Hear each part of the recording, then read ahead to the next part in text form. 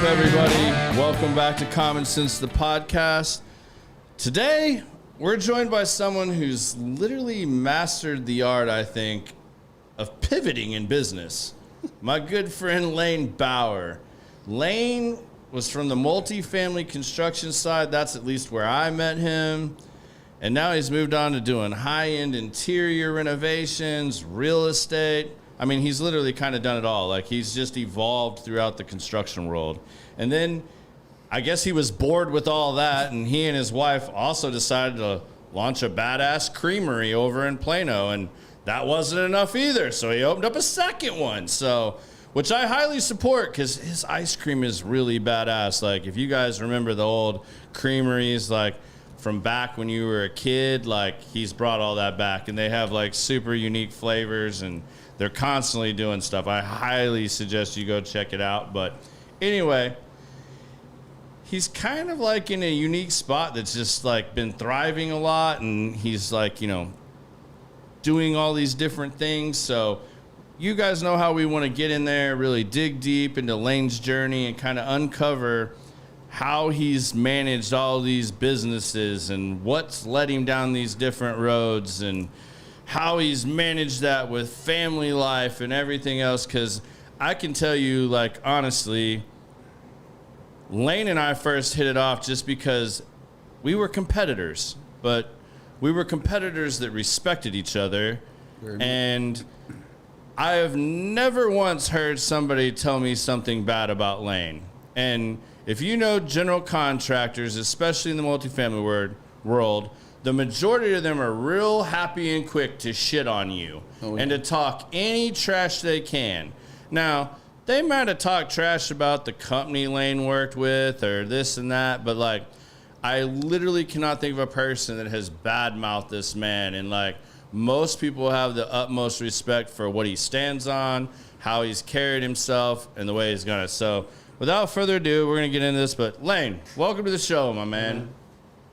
Pleasure to be here. Thanks for having me. I'm very humbled that you've set some time aside for me and asked me to be here. So I appreciate it. Thank you very much. Yeah, man. Absolutely, man. I've been looking forward to this. I was just hoping you were going to say yes at some point. Like, I debated asking you a couple times. I was like, man, he's so busy, and I don't know if this would be his cup of tea. Is he going to do it or not? Well, it's my first podcast, so we'll see how it rolls from here, right? Let's go, man. Like, that's awesome, man. I always love that. Yeah. You know, and it's funny. I think I told you this today. Just from the little bit of stuff, like, I don't know how quickly you pop up in Google if people put that in there, but, like, watching it today, I'm like, why doesn't it always do that shit for my show? Yeah. Like, I'm searching, trying to find more stuff to put into my algorithms and find stuff to talk about with you. And, man, like, all your stuff, it was like, and I was like, all right, got the creamery up here, everything. Cool. So. Awesome. Yeah, we love that. Well, yeah. I'll tell you that the kudos are to my wife on that one. She handles all the social media for the shop, and she works very hard to have really great content and get a lot of activity out of it. Yeah. And so, yeah, it's been amazing what's happened there. Well, since you handle all the other stuff, I think you need to have her make you do a website for you for the construction stuff. Yeah, right. That would be nice. I mean, I think you need to get that going. I mean, just my own one little piece of advice. Gotcha. All right, man. So let's tell everybody a little bit about yourself, where you're from, you know, like where you started out, where you grew up, with family life, you know, all that good stuff. Yeah.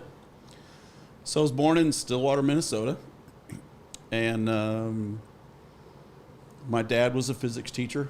If you ever heard of St. Mark's School of Texas down at Preston and Royal. Yeah. Real high-end, ultra-wealthy boys' school. They recruited my dad nationally. Just a little bit about him. He was a physics teacher also in Minnesota, and back in the 60s created a program that in Texas it's called IPC, Integrated Physics and Chemistry. Up there they called it Integrated Chemistry and Physics. 1983, President Reagan started what's called the Excellence in Science and Math Teaching program, where they have a contest where one science teacher, one math teacher from each state in the country competes. And my dad actually won that for science for the state of Minnesota, the inaugural year. So that put him on the map in the physics teacher world. And Fast forward, St. Mark's found that he might be available and reached out to him. They had made an offer to another teacher, revoked that offer, knowing that my dad might be interested. They flew my mom and dad down there, and August of 1990 rolled around, and we packed up the truck and moved to Texas. Right on. So, yeah. And so that was in August of 90. December of 90, I met my now wife at church, at college group at church. And so we'll be married 32 years in July. Awesome. Congratulations. Thank you. Got 2 kids, 27 and 21, and 1 granddaughter. She's going to be 2 in July.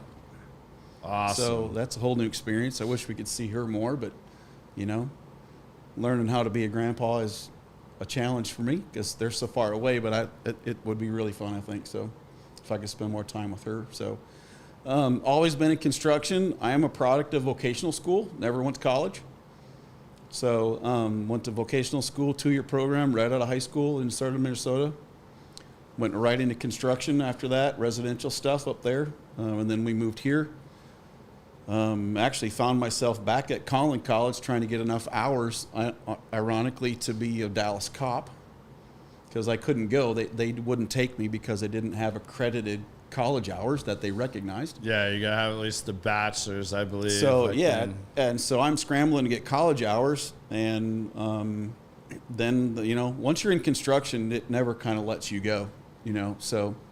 No, because it takes so damn long to like learn everything and put it all together and build that all up. Yeah, so the tentacles of construction grabbed me back out of that and went to work actually for my mother-in-law who had a home building company over in Coppell and built homes for her. We started also a house in Rowlett on the lake and worked my way through several companies. It's now called K-Hovnanian Goodman Family Builders. Back then, K-Hov acquired them. Yeah. A couple of volume track guys migrated into the high-end custom world. Company called Hawkins Wellwood Homes did all the stuff for them in the Park Cities, Highland Park, University Park, Preston Hollow. And that was really fun because I got to learn a lot of fun stuff, be around a lot of cool stuff. And I actually enjoy building homes for the wealthy because they know what they want and they can afford it. Yeah. The hardest customer is someone who thinks they have a lot of money but can't afford it. So, where the hell did you get into multifamily in this equation? Because that makes zero sense about what you just said. I know. So, our first business venture took us to, which is kind of another experiential curveball for me. We went down and bought a business, a scrapbooking resort center down in Eustis, Texas, which is southeast of Kaufman, another 40 minutes southeast of there. Right. So that was our first kind of entrepreneurial adventure. My son was in diapers. My daughter was 5 at the time, 6 at the time. Yeah. And so we ran a facility down there, had a really perfect place, had 102 acres, had a 25-acre lake that was stocked with Florida hybrids, duck hunted 50 feet from my front door, and we hosted. So jealous. It's kind of funny, my wife and I joke about it now, as I was the luckiest student in the world. I serviced 52 different women every weekend. So we had groups of women come down for scrapbooking retreats. We had a staff of about 8 different part-time people. I cooked for a lot of that, so kind of where I got to. I've always been kind of a cooking kind of geek. Loved food TV, Food Network when it first came out, and all that stuff. What do you really like to cook? Now I've kind of morphed into smoking barbecue stuff, so that's really what I love to do. Right on. But I love to experiment and just goof around with stuff, different flavors. So bringing in ice cream to that part of the discussion, right? That's what I love doing. Is Brooke and I develop new flavors. We just get in the kitchen and play mad scientist and fiddle. Throw a little this in there, throw a little of that, or ooh, that's nasty. Let's not make that again. Or that's pretty good. Let's work on that and kind of work through some of that and see where it goes. So kind of rabbit trailed from how does multifamily pull in there. So fast forward again, we're in the scrapbooking business down there. 2008 rolls around, late 2007, 2008, mortgage debacle, Oh, I was right in the middle of all that. Economy takes a crap, literally, I'm commuting up to Dallas working for a custom home builder in Frisco at the time. So I'm rolling F-350 diesel, diesel's running $6 a gallon and I'm running 92 miles one way a day, back and forth. And it just got to be so much. That's, I was listening to Will's, I think it was Will Harris from last podcast, right? Great dude. I'm really excited to meet him. And, but he talked a lot about failure in business, right? So I've been there, experienced it firsthand. We filed for bankruptcy. We tried to raise our prices $5 a person to try to compensate for, we have high egg prices now, right? $6, $7, $8 a dozen, $6 diesel, $4 gasoline, $5 milk back then. And just couldn't do it. We lost 40% of our customer base the minute we raised prices $5 a person. So it's just mind blowing. I mean, like you mentioning Will, I mean, like it, and I know Will very well and like we're good friends and like just knowing what he's shared with me over the years. And I mean, he talked about this on here. I mean, he was at such a bad point that, same situations, business was failing, unexpectedly lost their number one client, and he reached out to his mentors. And I mean, I feel like he's one of the few that, you don't always meet somebody that has a bunch of mentors. I mean, to me, I feel like you're really lucky if you have one, right? That really is someone you can lean on, like not just about, personal stuff, but if you find one in your business world, that's good. Will has several. Yeah. And to say that I went and talked to them and they were divided, that was what was polarizing to me. They were completely divided. 50% of them said, fire who you have to fire, regroup. The other 50% said, go all in, burn the ships. Yep. You just went to your mentors because you don't know what to do. And now you got a roll of the dice. Right. And you have to make that decision. Yeah. That's just bold to me. And he did that. And I mean, and he straight up told me before, he's like, I'm not scared of bankruptcy. Like bankruptcy just is another like part of life. And it's a reset. Hopefully you learn the lessons and all right, now I got to do it bigger and better next time. Yeah, exactly. The past's going to be a little harder, but I got to do it. Like, so that's amazing to me. So that's exactly right. And, I want to kind of dive into that world a little bit later on too. But, learning from failure is a big step, was a huge step for me. And, you're the man, you're the husband, you're the dad, you're supposed to be the provider. And all of a sudden you find yourself struggling on where are we going to sleep the next night.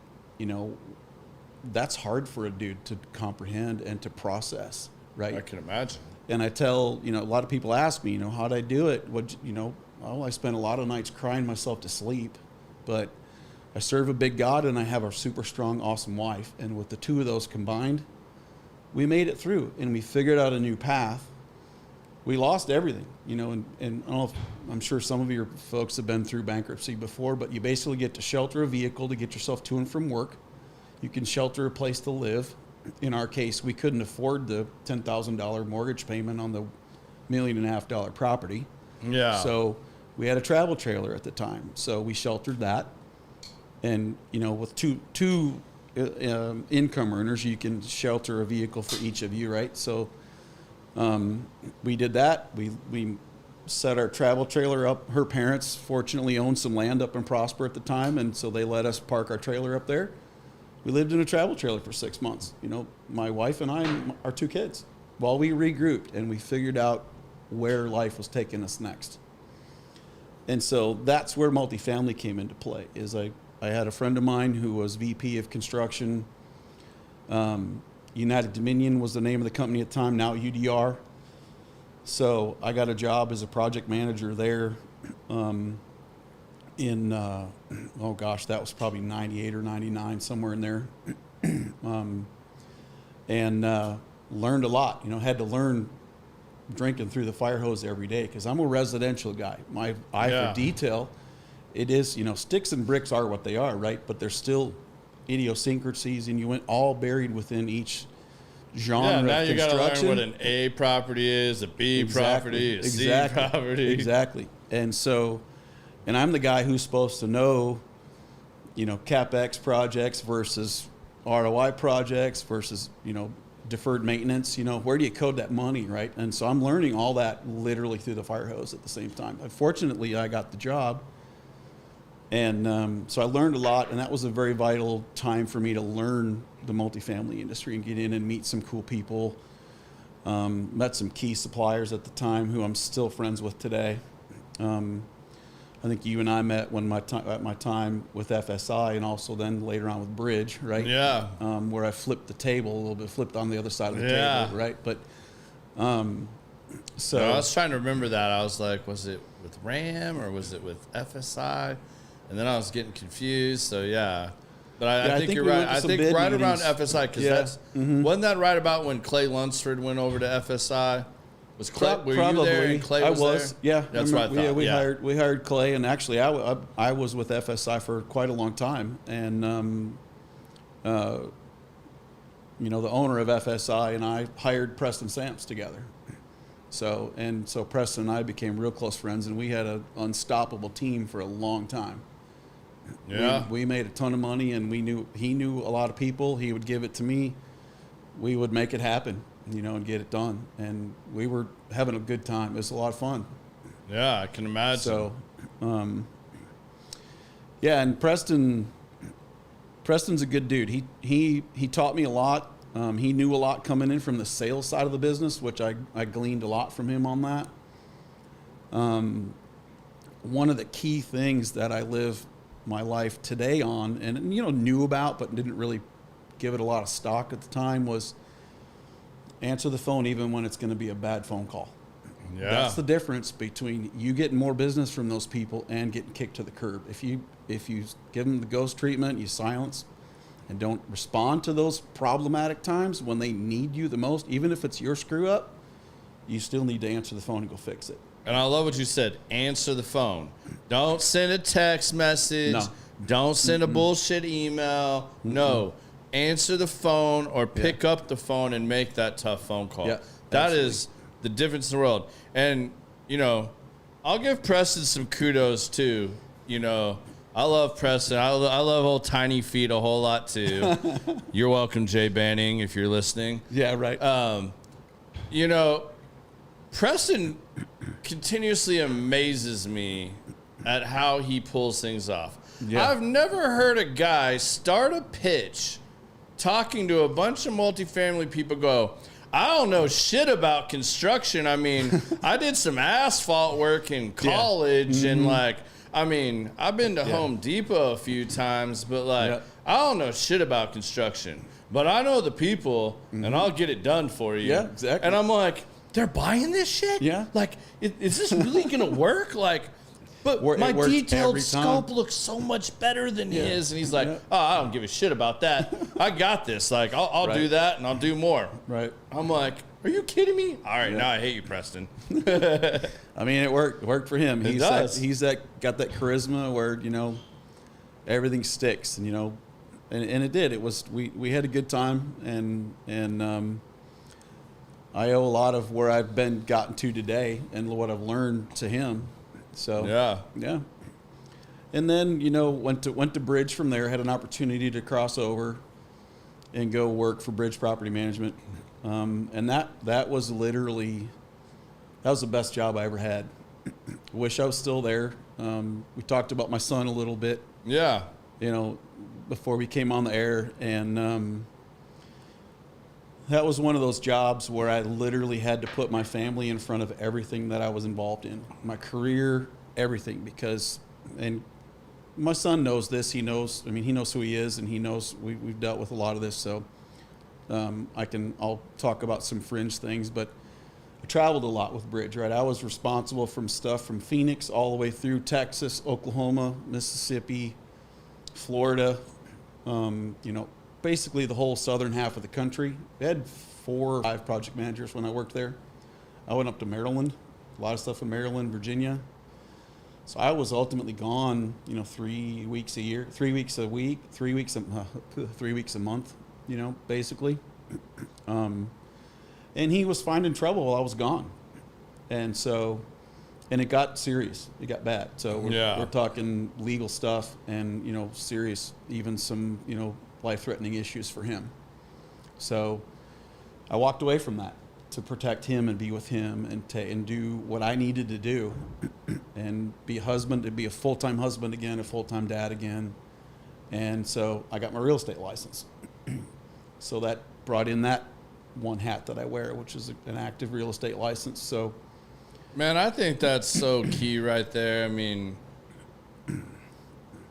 to have those struggles and then find the place that you just said, even with all the successful things in my mind that you have going for yourself now, you're like, I would still love to be in the role I had with Bridge. Oh yeah. And yet the only reason you left there was to be a husband and to be a father and to come back home and take care of your family. Yeah, that's literally why I left. I couldn't, and the job required me to travel, so there was no hybrid. I couldn't do it from home. I couldn't go to an office. I had to be on the job because, granted, Texas was a hot market at the time when I was there. We had 6-8 properties in Texas, but literally 7/8 of my portfolio was outside of Texas. So I flew Southwest exclusively because I love going to Love Field. It's easy in, easy out. Security's easy there. So, I made companion pass by July every year. Yeah. So I was gone all the time, right? But it wasn't worth it. To see what my son was going through and what he needed for me and what my wife needed for me at the time, it just wasn't worth it. I wish I was still there. That was literally the best job I ever had. I'd still be there today, but it's just not where I was meant to be and not the path, God was leading me down. So I needed to be home. Yeah. So real estate brought me into a whole nother world again, learning new stuff. I hated realtors when I was a superintendent for home builders. Hated them with a passion. Bunch of used car salesmen. They always come in, when's my commission check coming? When am I going to get paid a bonus? Oh yeah, your check won't bounce. How about that? Is that a good bonus for you? Yeah. I hated them. I just couldn't stand realtors. And then I'm like, you know what? Maybe I can do some good there. So maybe I can bring my philosophies and my passion and my care for people and care for that customer experience into that world and be a little bit of a light in a potentially really dark world. And we're treated like used car salesmen for a reason because there's a lot of bad people. And, there is truth in that, basically 5% of realtors do 95% of the work. That's true. It literally is true. I believe it. My wife's a realtor. I can't wait for her to start chiming in. She hears this. I'm sure we're up. There she is. Well, yeah. I knew that wouldn't take long. I was like, yeah, you're speaking her language right now. So, my whole construction career, my real estate career, I love helping people. And that, it's why it was it was an easy transition to talk about ice cream, right? Because we love making people happy. My wife has the same passions I do.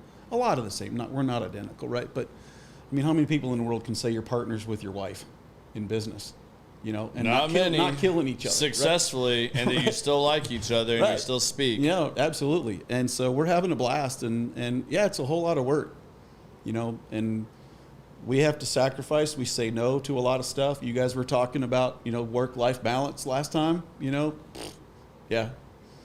There is work and life. There's not a whole lot of balance because when you're the owner and you pay the bills and you pay the taxes and you got the payroll, it's work. I'm glad you brought that up because there's a little bit of something I want to clarify there for people that may have heard my comments last week when Will and I were talking about this because I challenged Will on this. Mm-hmm.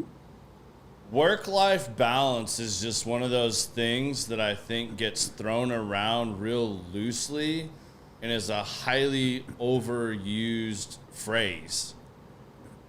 Yes, I think a work-life balance is necessary and that you got to figure that out. But people want to throw that around like it's some like unicorn thing, like, and that if you schedule everything and you're on top of your to-do list and your tasks and everything else, and that you can magically, if you're just this master organizer, you can like magically have work-life balance. Right. That's bullshit. Yeah, it's not a magic thing. That is bullshit. No, you're right. Like, you can be the best scheduler, the best planner, all of these things, and have a horrible work-life balance. Sure. You got to have people talking more about what did you do to achieve this said balance, or when things are getting out of balance, how do you put them back? Yeah. How do you solve the problems of like, all right, our communication sucks. Maybe we need to tighten up the schedule a little bit. Maybe we need to do X, Y, Z. Yeah. The conversation needs to be bigger than this catchphrase of you need to have work-life balance. Like, that's just foo-foo shit to me. Yeah, like, it is, and it's become so cliche. However, what people, there's a term for the logo of the legal person where it has the blindfolded lady is holding the balance, Yeah, the balance scale. Yeah. So, work-life balance isn't always the weight's perfect on each side. It's never in the middle 50-50. Yeah. Right? So that's where I think the cliche and the myth comes into place. Yeah. How do you teach people to juggle it? I think my wife and I, we don't always have work-life balance, but what is work-life balance to me? What is work-life balance to you? Yeah. What's work-life balance to what's work-life balance to everybody, right? Right now, ours is a little tipped to where work is probably 75-80% of it, and home life is 20%. So what do we do with that 20%? We cherish that, and we use that for other things, for special stuff. We have to actively work at that. So it's an active thing, and it's different every day. It's different every hour. Okay, so in the deeper side of that, if you're only getting that, let's just call it 25% home, 75 there. Yeah. Obviously, you're burning real hard at work. Sure. Both of you. Sure.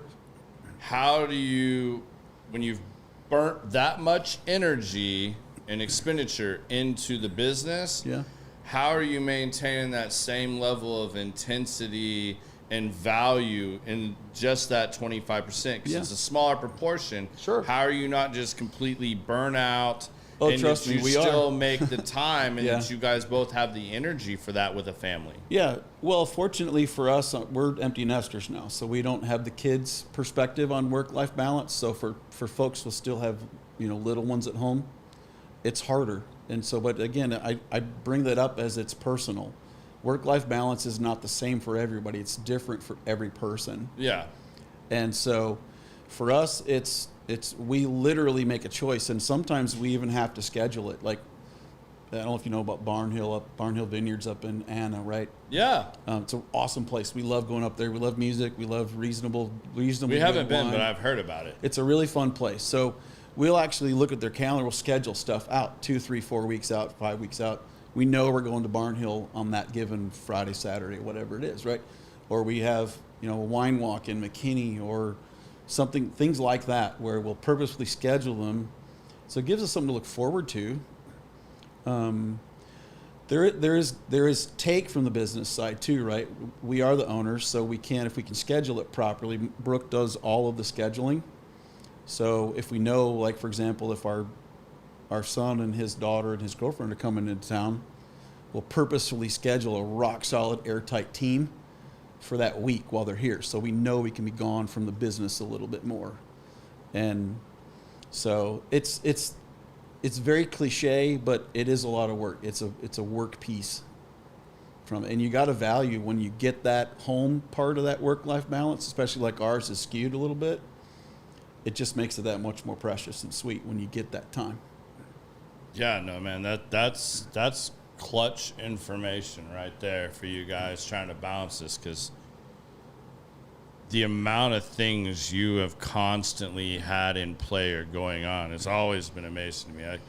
I like Lane and I never actually did business together, for the record. Like, he was just someone that I respected and like I wanted to work with. We never got that opportunity. You know, life took us down different paths. Right. But he was always somebody I kept in touch with. Yeah. Like, we've had random conversations it's funny that we just exchanged cell phone numbers like a week ago. Right. But we've talked on social media for, a long time. Yeah, sure. Which is funny to me. But, man, I don't even know where I want to go with this now. Because, lots of you did so good at, like, taking that and just running with it.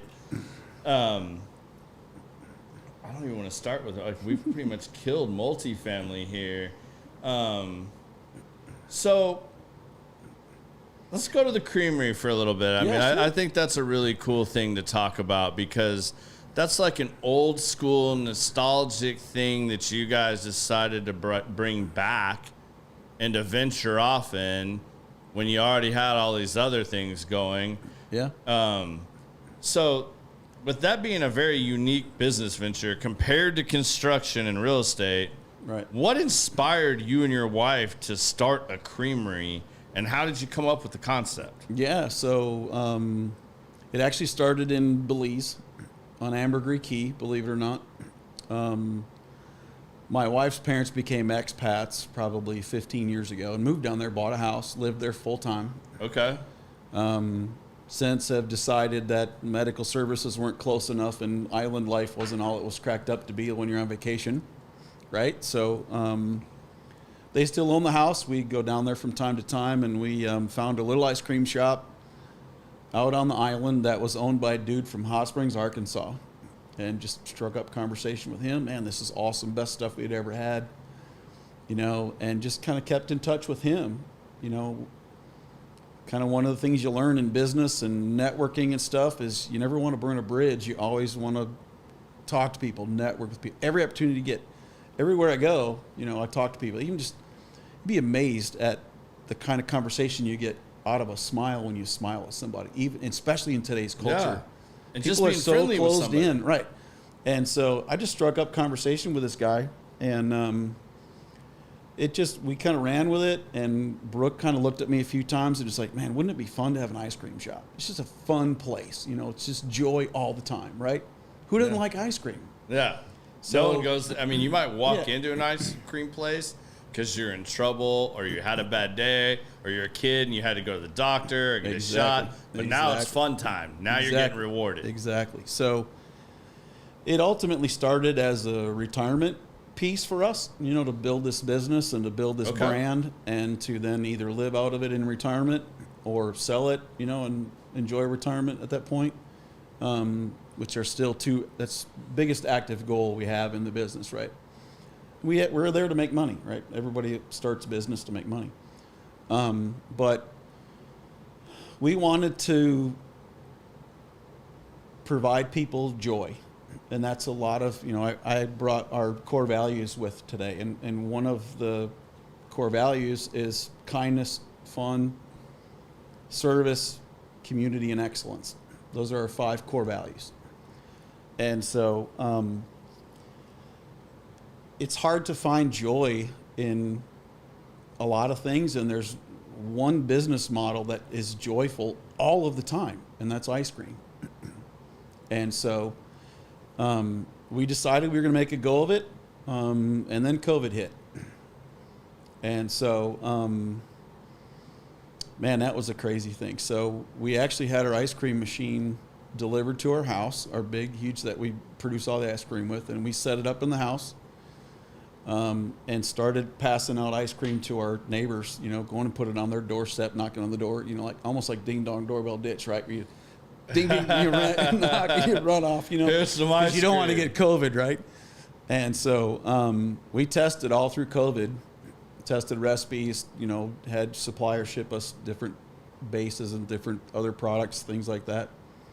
And so you found a way to utilize the COVID time to be your test period. Absolutely. Instead of like, but had you already been locked into like a space lease and all that? Or were you fortunate enough that was still in the works? No, so that was still in the works. So we actually had picked out a spot, and we started negotiating with the landlord And the guy came back to us about a week later and said, man, you're not going to believe this, but we actually just leased a space in that complex to another ice cream store. So, number one, it told us we were on the right path, right? So we had picked a good spot, but just we got beat by another ice cream shop. Ultimately, that location is now Handel's Ice Cream on Legacy and Coit. Okay. So that standalone building that used to be a Buffalo Blues hamburger place right there. Okay. I wanted that place really bad because it had a drive-through. Yeah. But we got beat. So it's just cool. Handel's is a great company. Nothing bad to say about them. They make great ice cream. So we decided to keep looking. Obviously, we had to keep looking, right? And then literally a week after that, lockdown happened. Shutdown started happening. And that's at the time I was working for Ram Construction out of Houston, running all their Dallas operation at the time. And so so we decided, let's bite the bullet. The one big piece of equipment is our ice cream machine. Let's go ahead and buy it. We got the cash. Let's buy it. Let's get it here. We'll start figuring it out. You know, we know we're going to do this path. We just got to see now what the world's going to do. And so that's when we started getting stuff shipped to the house, making ice cream for family and neighbors, you know, making them happy, you know, getting raw, honest feedback. Providing joy. Providing Even joy. in a time exactly. Providing joy. And so. Not so good times. Yeah. So things started easing up, you know, the government said it's okay to come out and do things now, right? You know, it's a whole nother talk show, right? But we'd been looking at this place where we are now, right there at Spring Creek and Preston in Lakeside Market, but it was a little bit bigger than we wanted it to be, so rent was a little higher than we budgeted. It's a big ass shop, y'all. It is, I mean, they got like games and everything in there.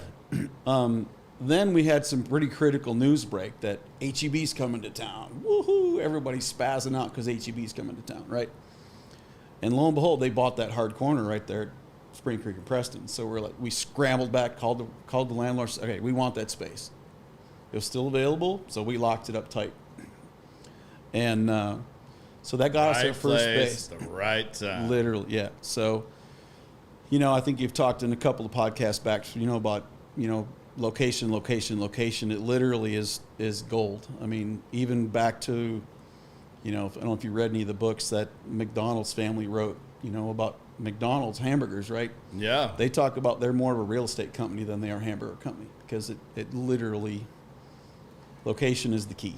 Absolutely. And so we guessed well with that one, and we're still growing today. We haven't had, you know, knock on wood, we haven't had a down month. We haven't had a down year yet since we opened in Plano. And so it's just we've been blessed there. The community has really embraced us there. My wife used to be a teacher in Plano. So we have a lot of community built in there. We have a lot of access that Where did she teach at? Several places. So she mostly taught at Houston Elementary, right in the dead center of Plano. My wife and all of them are Plano kids, so I just wanted to throw that out there. Yeah. So she taught the gifted and talented PACE program there. Got to know a ton of family, ton of kids. Some of our first employees were former children of former students. You know, so like, dude, you're that old? Yeah, I'm that old. Isn't that a bitch? It's crazy. When you start seeing all that happen, and you're like, damn, I feel old now. Yeah. So, but you know, again, it brings me back to joy and fulfillment, right? So,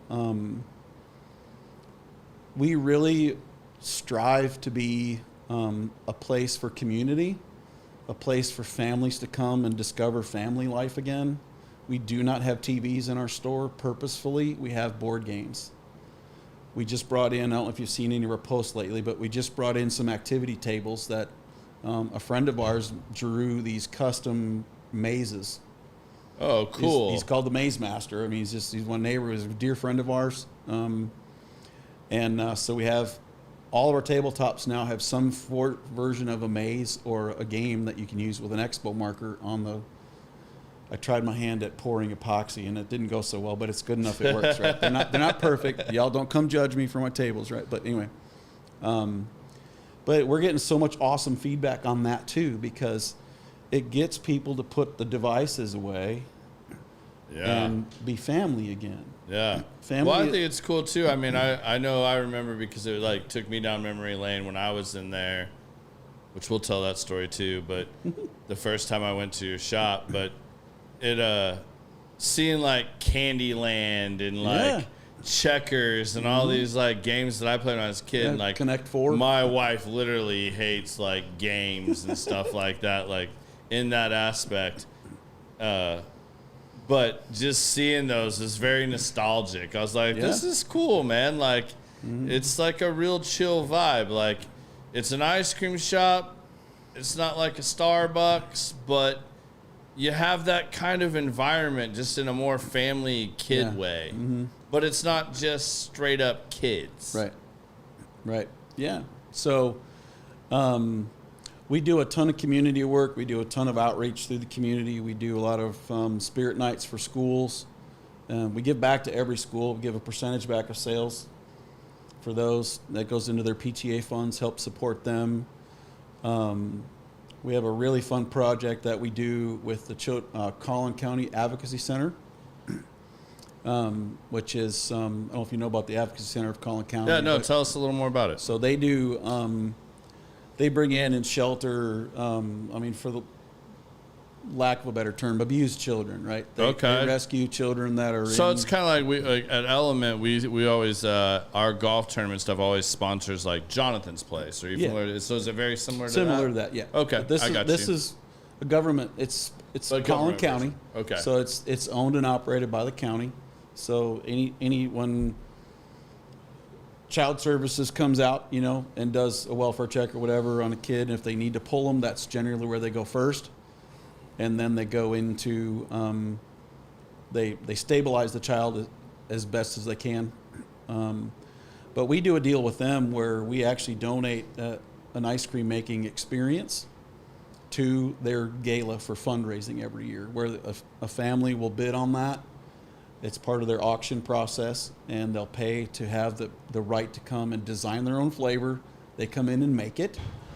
And then April is Child Abuse Awareness Month. So then we sell that flavor that family created, and we guide them slightly, but it's their deal. I mean, it's their flavor. Yeah.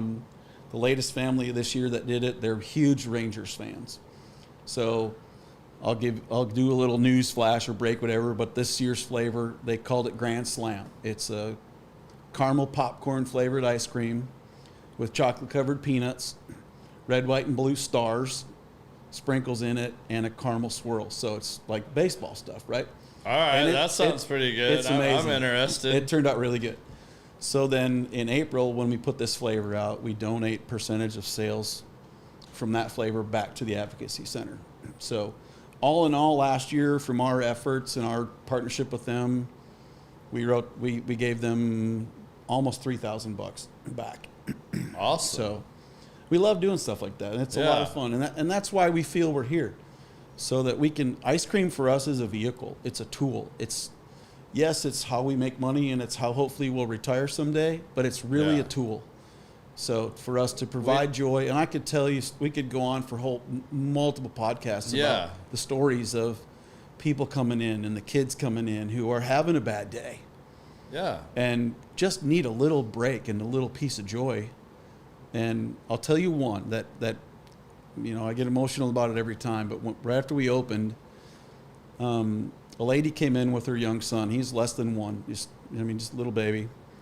And she needed a break that day. She was coming from a doctor's appointment, and she just needed 10 minutes to have a little bit of joy while she was waiting on a cancer diagnosis.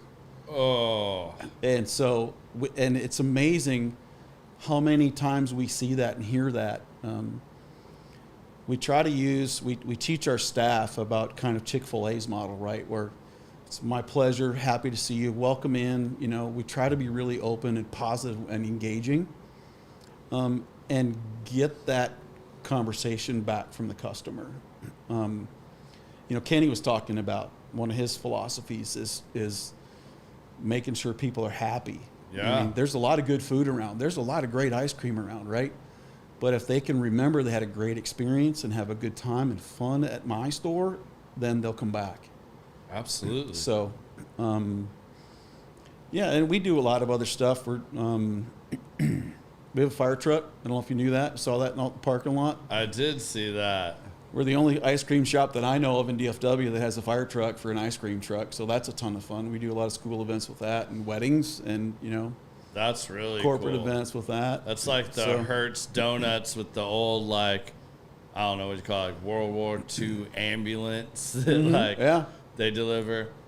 Yeah. That's cool, man. I love all that. I mean, it's great that you found like it's almost like an icebreaker. We talk about this with the cigars that, like find a cigar shop if that's your thing, and like just sit down and start enjoying your cigar and have a conversation. I mean, that's what these things were meant for. Whether we're talking about cigars, ice cream, I mean, you could go on down the list, but you're providing some comfort, some joy, some peace of mind. Yeah.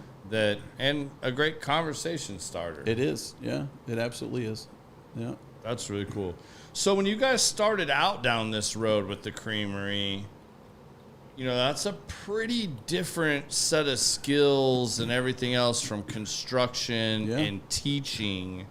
So how did you guys navigate the learning curve in the food industry? Because, I mean, like, that's different. Inspections and permits and, I mean, just I know the litany of things that go into that. Like, how did you guys navigate that?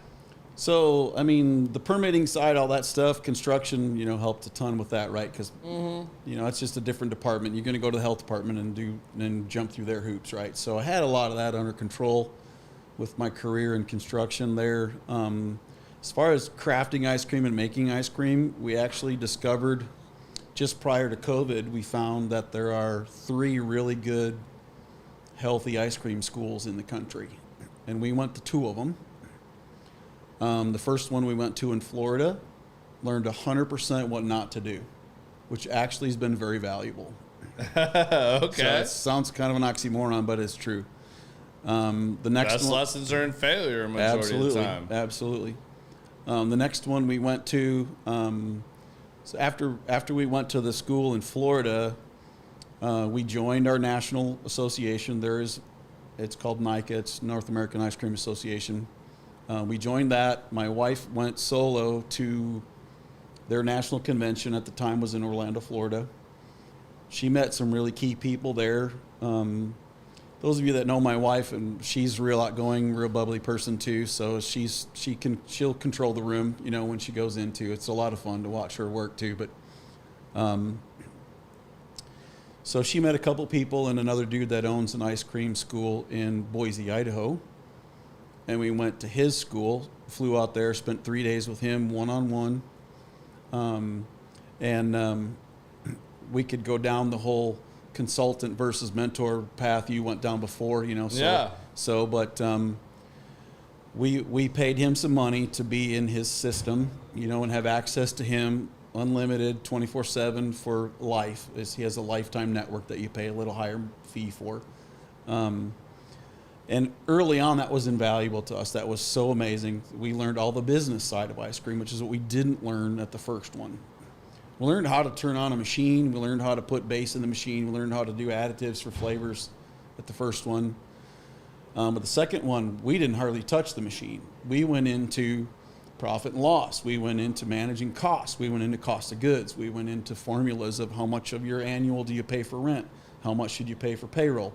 How much should you pay for cost of goods? How much should your, all the other miscellaneous, electric bill, taxes, all that stuff. The nuts and bolts. Right. We dug deep into that. And so we learned how to run an ice cream business at that point.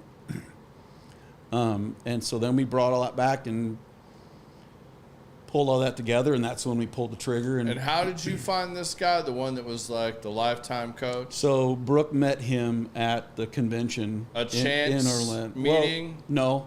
We knew who we were going to get some products from, and that gentleman who was our rep at that company introduced Brooke to that gentleman. His name's Chad. So it's kind of a set thing. Like you knew you were making business connections. Like yes, and that's what she went for, was to start cultivating those relationships. Gotcha. So, yeah. Mm-hmm.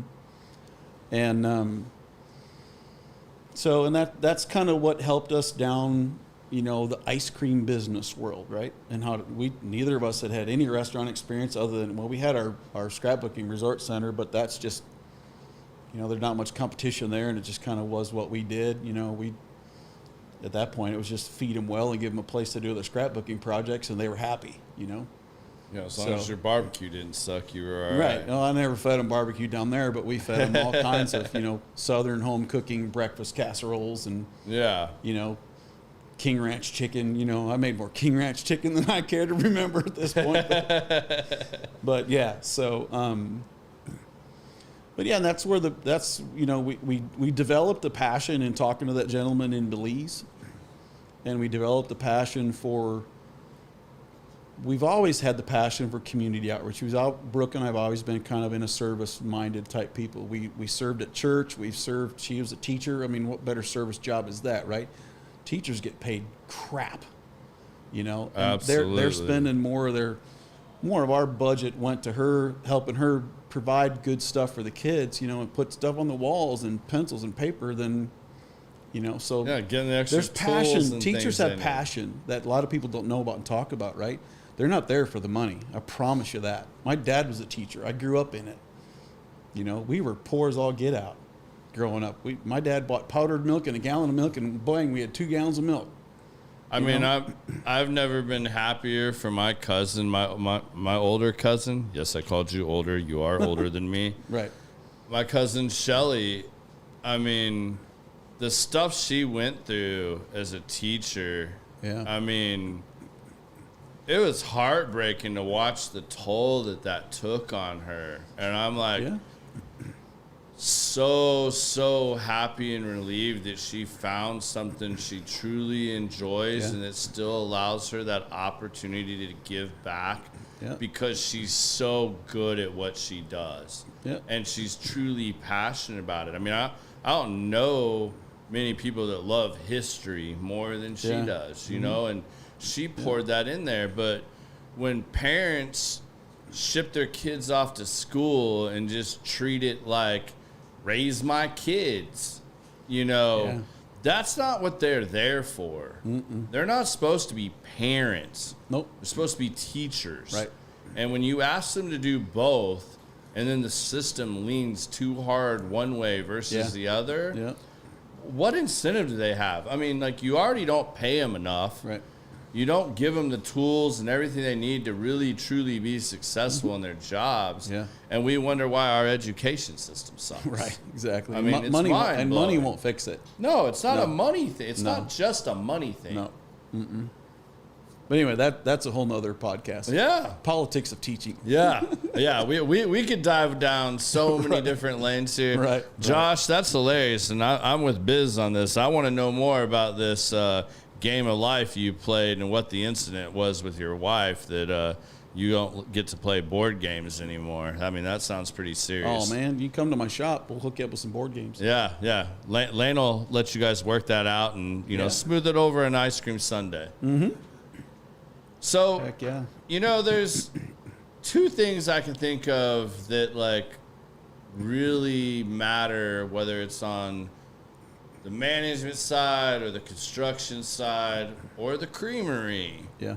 Consistency and quality.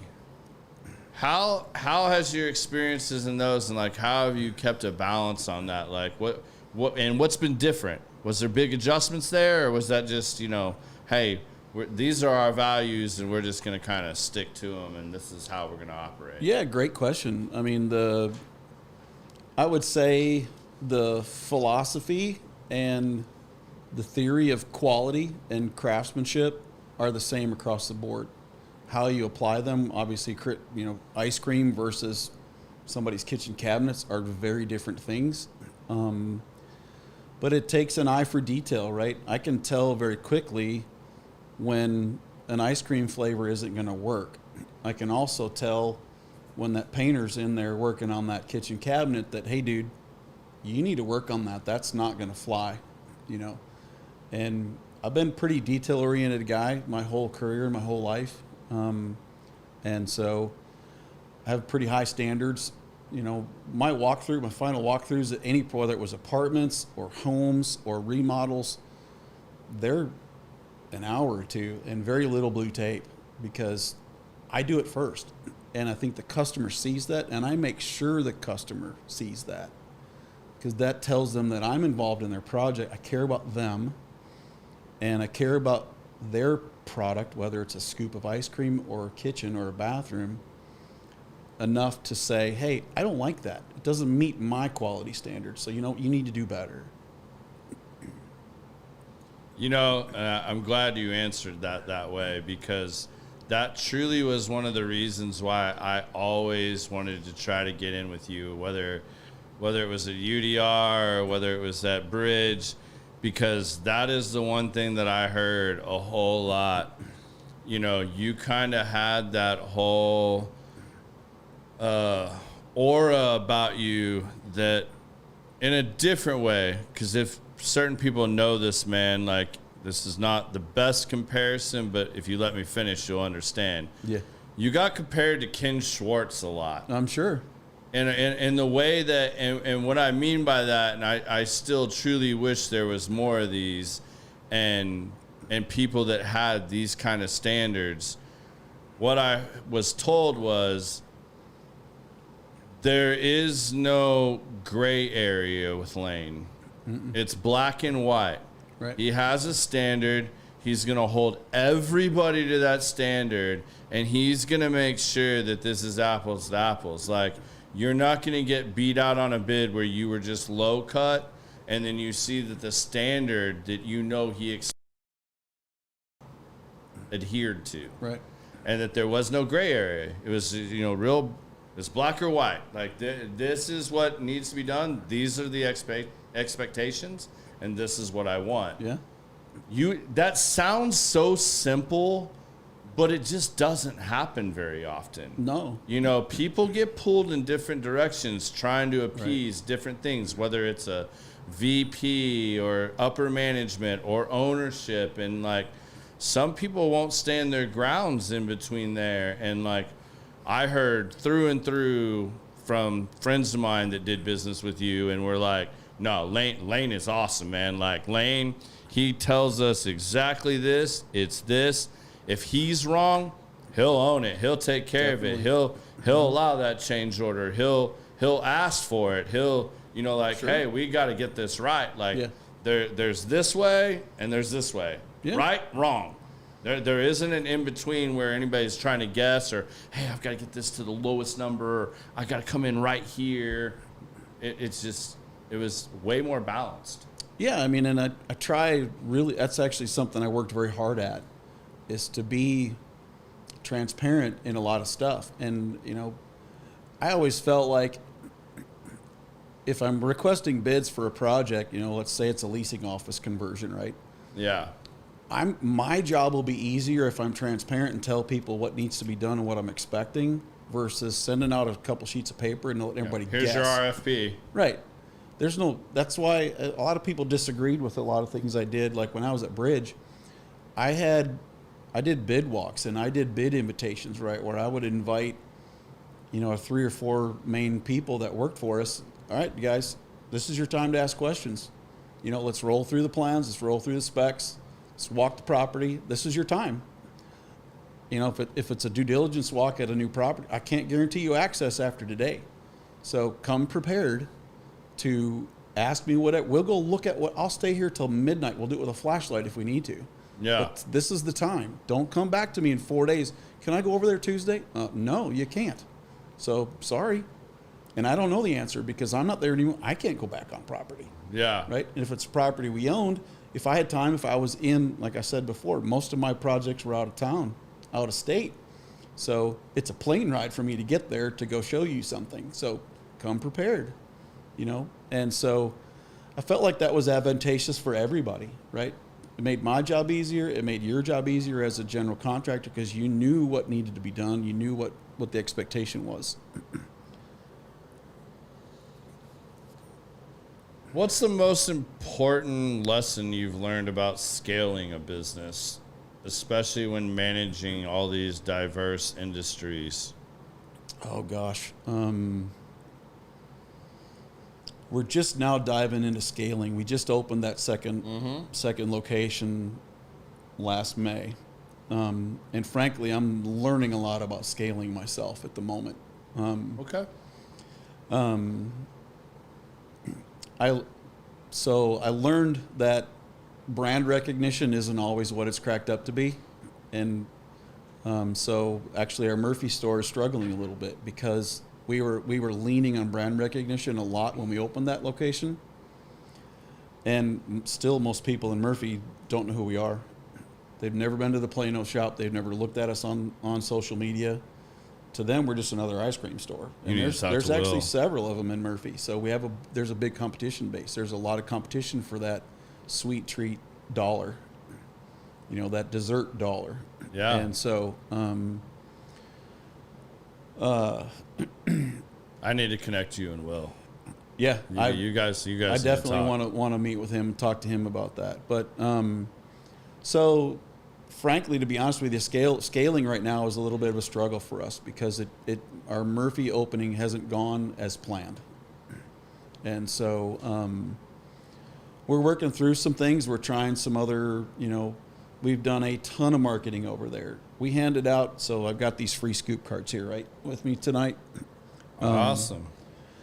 We handed out, we hit every school in Wiley ISD and all of the Murphy serving schools in Plano ISD. We handed out 3,200 of those for Christmas presents for the teachers. And I've only gotten about 100 of them back. People don't know who we are. So that's been a surprise for us. We're trying to do things that are different, outside of the norm. And so... all right, when this show's over, before you leave, I'm hooking you guys up. Cool. You guys I'd love can that. talk. He'll have some great ideas for you, I'm sure. And if that doesn't work, I've got some other. We'll talk offline about that. Yeah, I'd love that. Let me ask you real quick. What's your social media like? So for the ice cream shop, I think you've probably looked at it a little bit. Again, my wife, Brooke, handles all that. I've been super proud of her for her efforts in learning, all the ins and outs. And social media is a beast. Yeah, there's people that have entire college degrees on that now. Right. And there's a reason. Yeah. And so I think our social media outreach, it could be a lot better. We see other businesses, not just in the ice cream world, but other businesses that have tens of thousands, hundreds of thousands of followers.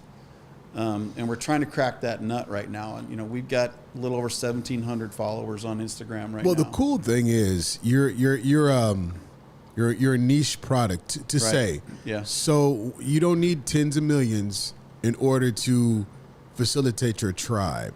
You just got to find a few loyal followers. Right. And the word spreads from there. And if you look at you're dealing with an age group that is totally social media savvy. Sure. And I, talking to Will and other things, and it's kind of some things I do. We just got to get you some ambassadors. Get you some ambassadors that will scream your name to the rafters without you having to do it, and it'll take on a life to itself. But just find that small team of cheerleaders that will constantly start pushing the brand, start talking about it, and then curiosity, and then it kind of grows from there. But there's certain steps, like you said, we'll talk to about offline. But I had to ask because I just sat here in the back and ate all my Brookie ice cream, and it was delicious. Yeah. Yeah. People need to know about this. I'm glad you selected that because I told him to surprise me. I gave him 2 no's. Mm-hmm. Anything else is on the table. I got double whammy, man. I got like this coffee ice cream on top and then the Brookie on the bottom, man. It was perfect. Yeah, no, with a cigar, it's excellent. But wait. Yeah. This is the perfect time. I'm glad you spoke up, Biz. So, I feel like this is a good time to bring this up. Are you going to mention this damn text message? Yep. I knew he was going to go there. I knew he was going to go there.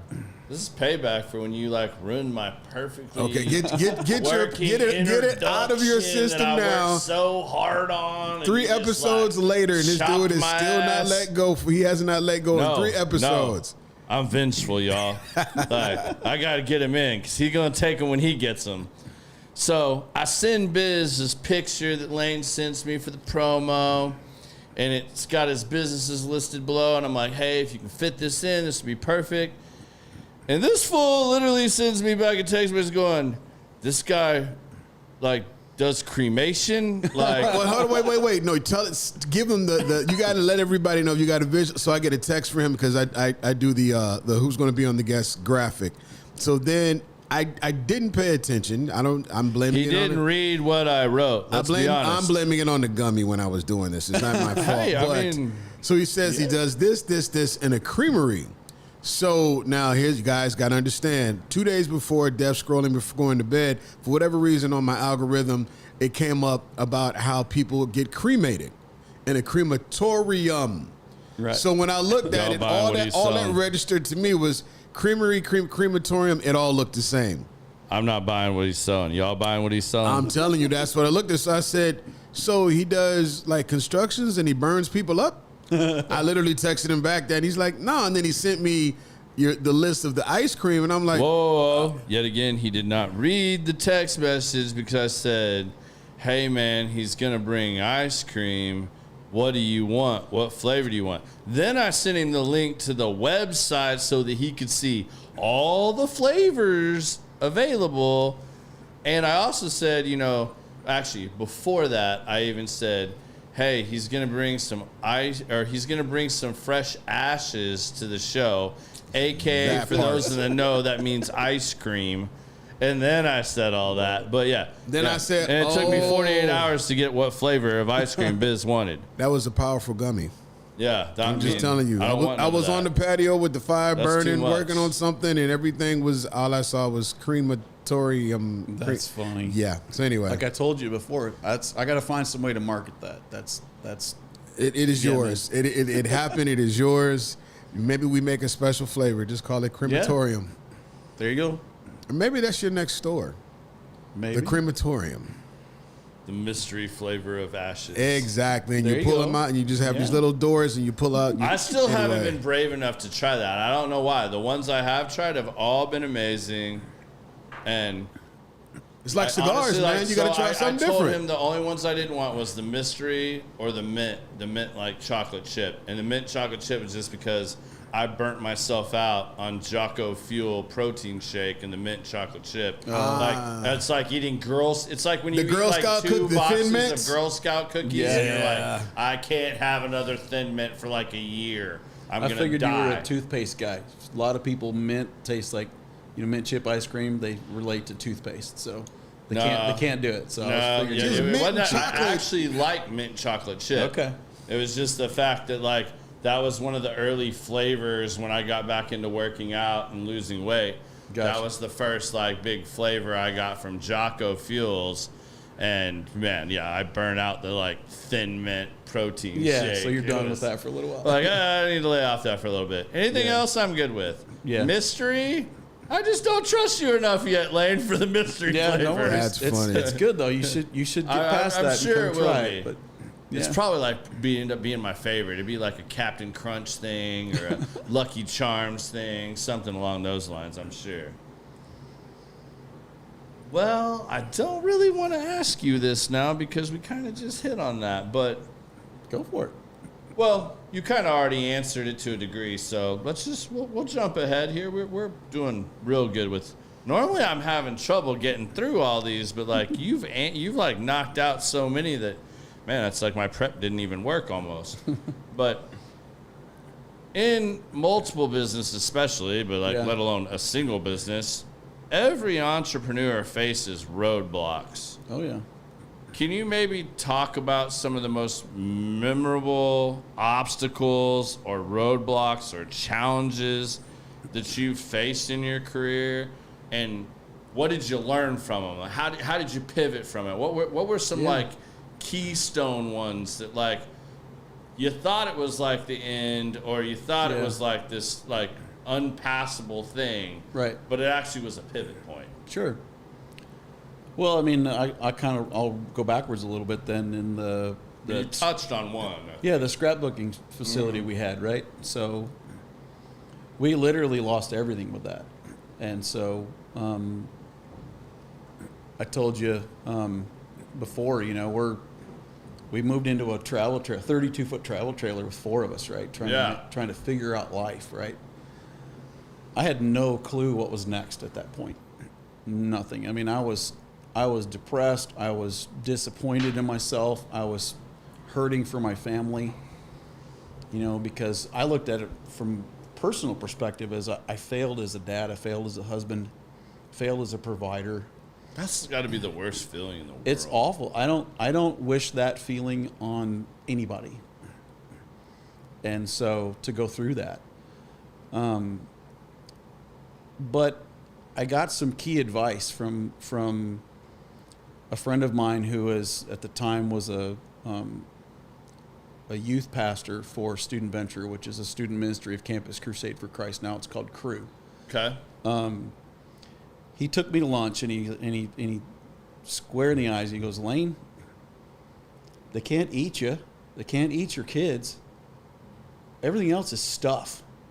So your pride's hurt. Yes, I get that. So figure out how to mourn that and find a place where you can move on from that. Because, you have your kids, you have your wife's not going anywhere. Your marriage is solid. And I'll tell you, my marriage grew through that more than I expected. That was an unexpected thing for me, is my relationship with my wife got deeper and better and stronger. Yeah, you're completely stressed out. You think it's I'm all a basket case, dude. I am just total, I can't figure this out. I don't know what to do. I don't know where to go. So I actually tried something a little different. I went and I got a job at Irving ISD as an industrial arts teacher. And I lasted for 3 months. and then like we talked about before, the tentacles of construction came back calling. Yeah. That's when I went to work for FSI Construction. Okay. Because Paul called. He's like, dude, I know who you are. I've met you. We need you. We need you to come help us run our Dallas office. And I'm like, dude, I'm under contract. I can't leave. He's like, yeah, but we need you. So I was team teaching with another guy who I'm still friends with today, actually. He lives in San Antonio. And so that, I guess, was my little pivot, right? I tried something way outside of my comfort zone, being a teacher. And because like I said before, I'm an industrial arts product. I never would have passed high school without wood shop, plastic shop, metal shop, drafting lab. None. I got A's in all those classes, and I got D's and C's in math, history, and science. I had my dad for a teacher for 2 years, and I scratched out a B in physics my senior year. So, totally would have failed high school. I don't read. I'm not a reader. I hate reading books. 2025, I'm actually stretching myself a little bit in 25. I'm determined to read more in 25. So, the teaching thing was cool, but again, I learned the politics of teaching, and I learned that the industrial arts classes were the total throwaway for the kids, and no one else knew how to handle. I had a kid run a line of Coke in front of me in class. And I had administration come down to the classroom. The first thing they asked me, why don't you have whiteboards in your room? I'm like, seriously? I brought you down here to talk about a drug abuse by a student, and you're worried about the damn whiteboards? Really? Yeah. So I knew right away. Like, where does this even is remotely come right. in? It's not the place for me. Yeah. I am not going to work in education. Bless my wife. She's an awesome. My dad, my sisters are all teachers. I have a sweet spot. I have a heart for teachers because I came out of that product, right? But that's not for me. Yeah. I'm out in the field. I'm a sticks and bricks guy. And so that's where I pivoted back, and that's ultimately what brought me into multifamily. What do you think it's going to take? Because I think that's a great point right there, and I've talked about this, and maybe we'll dive down this rabbit hole a little bit. Yep. I think the upcoming generations are about to be really, really screwed unless we figure out a few things, because our generations and actually our parents were the guys that went out, learned and mastered the trades. Yep. In carpentry, masonry, electrical, plumbing, HVAC, roofing, framing, drywall, like all these like crucial trades. And they they broke their knuckles Yep. learning those things and becoming experts. They started these companies. Yep. And then, like, somewhere between, our generation and the next generation, there's like this gap of they just want to inherit the company. They don't want to go out there, like maybe they had to when they were a kid. Dad took them to the job site, kind of tried to teach them things, whatnot. No, they just see what it was grown into, and they could give three shits about mastering that trade and really learning it. So once Dad dies off and that's no longer there, and then you just have the son or daughter running the company that doesn't actually know how to do it, and when there's a problem, can't actually go fix it. We're not teaching a lot of these trades anymore. Right. And I feel like in the next 10 years, where are you going to find that level 5 drywall finisher guy? Right. Where are you going to find that high-end carpenter, that high-end, trim out guy? Yeah. Like, they're getting so far and few between. Where do you think we maybe bridge some of those gaps? Because, like, you were obviously at one point a kid that really saw that was the route for you. Yeah. And you went down that rabbit hole, and you started going out. Just because you weren't good at these other things, you went down the vocational and the trades path. Yeah. I think we have a crisis on our hands. I really do. I think if you listen to any of Mike Rowe's podcasts or listen to any of his micro work stuff. That's the Dirty Jobs guy, right? Yeah. Okay, yeah, that's what I thought. He's amazing. He's pegged it, and he has a voice. And so he's been to D.C. He's lobbied for money. He raises all kinds of money to get industrial education back in schools. They've literally, most schools have removed it. Some places still have an ag, especially in Texas, it's kind of morphed into an ag class. Yeah. You learn a little bit of welding, you learn a little bit of drafting, but that hands-on dexterity things, build. My mom is in a memory care facility. All of her furniture in her memory care facility stuff I built in high school. Tables, nightstands, it's all still there. And so kids aren't being taught that these days. We've lost the art of changing a tire. We've lost the art of doing a simple quick brake job. We've lost the art. I mean, the advent of the smartphone has been the detriment to the trades. Because kids just want to sit and they think they're going to be famous and rich doing something on TikTok or Instagram or be an influencer. I know you've spent a lot of time in the last few podcasts talking about influencers, right? I hate them. Hard, and I don't necessarily really want to go down that path because I have my opinions too. But I think in our generation, we went outside. We got on our bikes. We rode around. We got skinned knees. We drank from a fire hose. We did stuff outside. These kids today go in their rooms and shut the door and get out their phone or get out their iPad.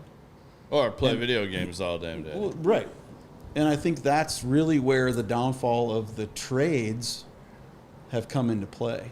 And I wanted the teaching thing to work because I have a passion for bringing that back, like Mike Rowe did, but he's got the money and the voice at being a show host and an actor, right?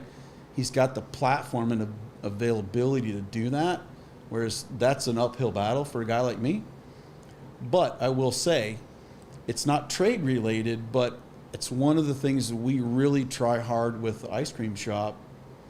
We have all teenagers that work for us. We have one lady who's a mom. She helps Brooke with, and she's phenomenal, man, the most amazing woman I've ever met, other than my wife. But teenagers, right? Yeah. Teenagers struggle with counting money. Teenagers struggle with measurements, with decimal measurements, with fraction measurements, simple stuff. Half a cup of this, quarter cup of that, half a pound of that. What's a half a pound in decimal form? A lot of teenagers don't know that today. High school seniors, 17, 16, 18-year-old kids. And it freaks me out. It's not in the curriculum at all anymore, is it? I mean, it is, whether they're listening or not, I mean, a lot of it may one not of our be, foster but- kids was 16 and couldn't count change.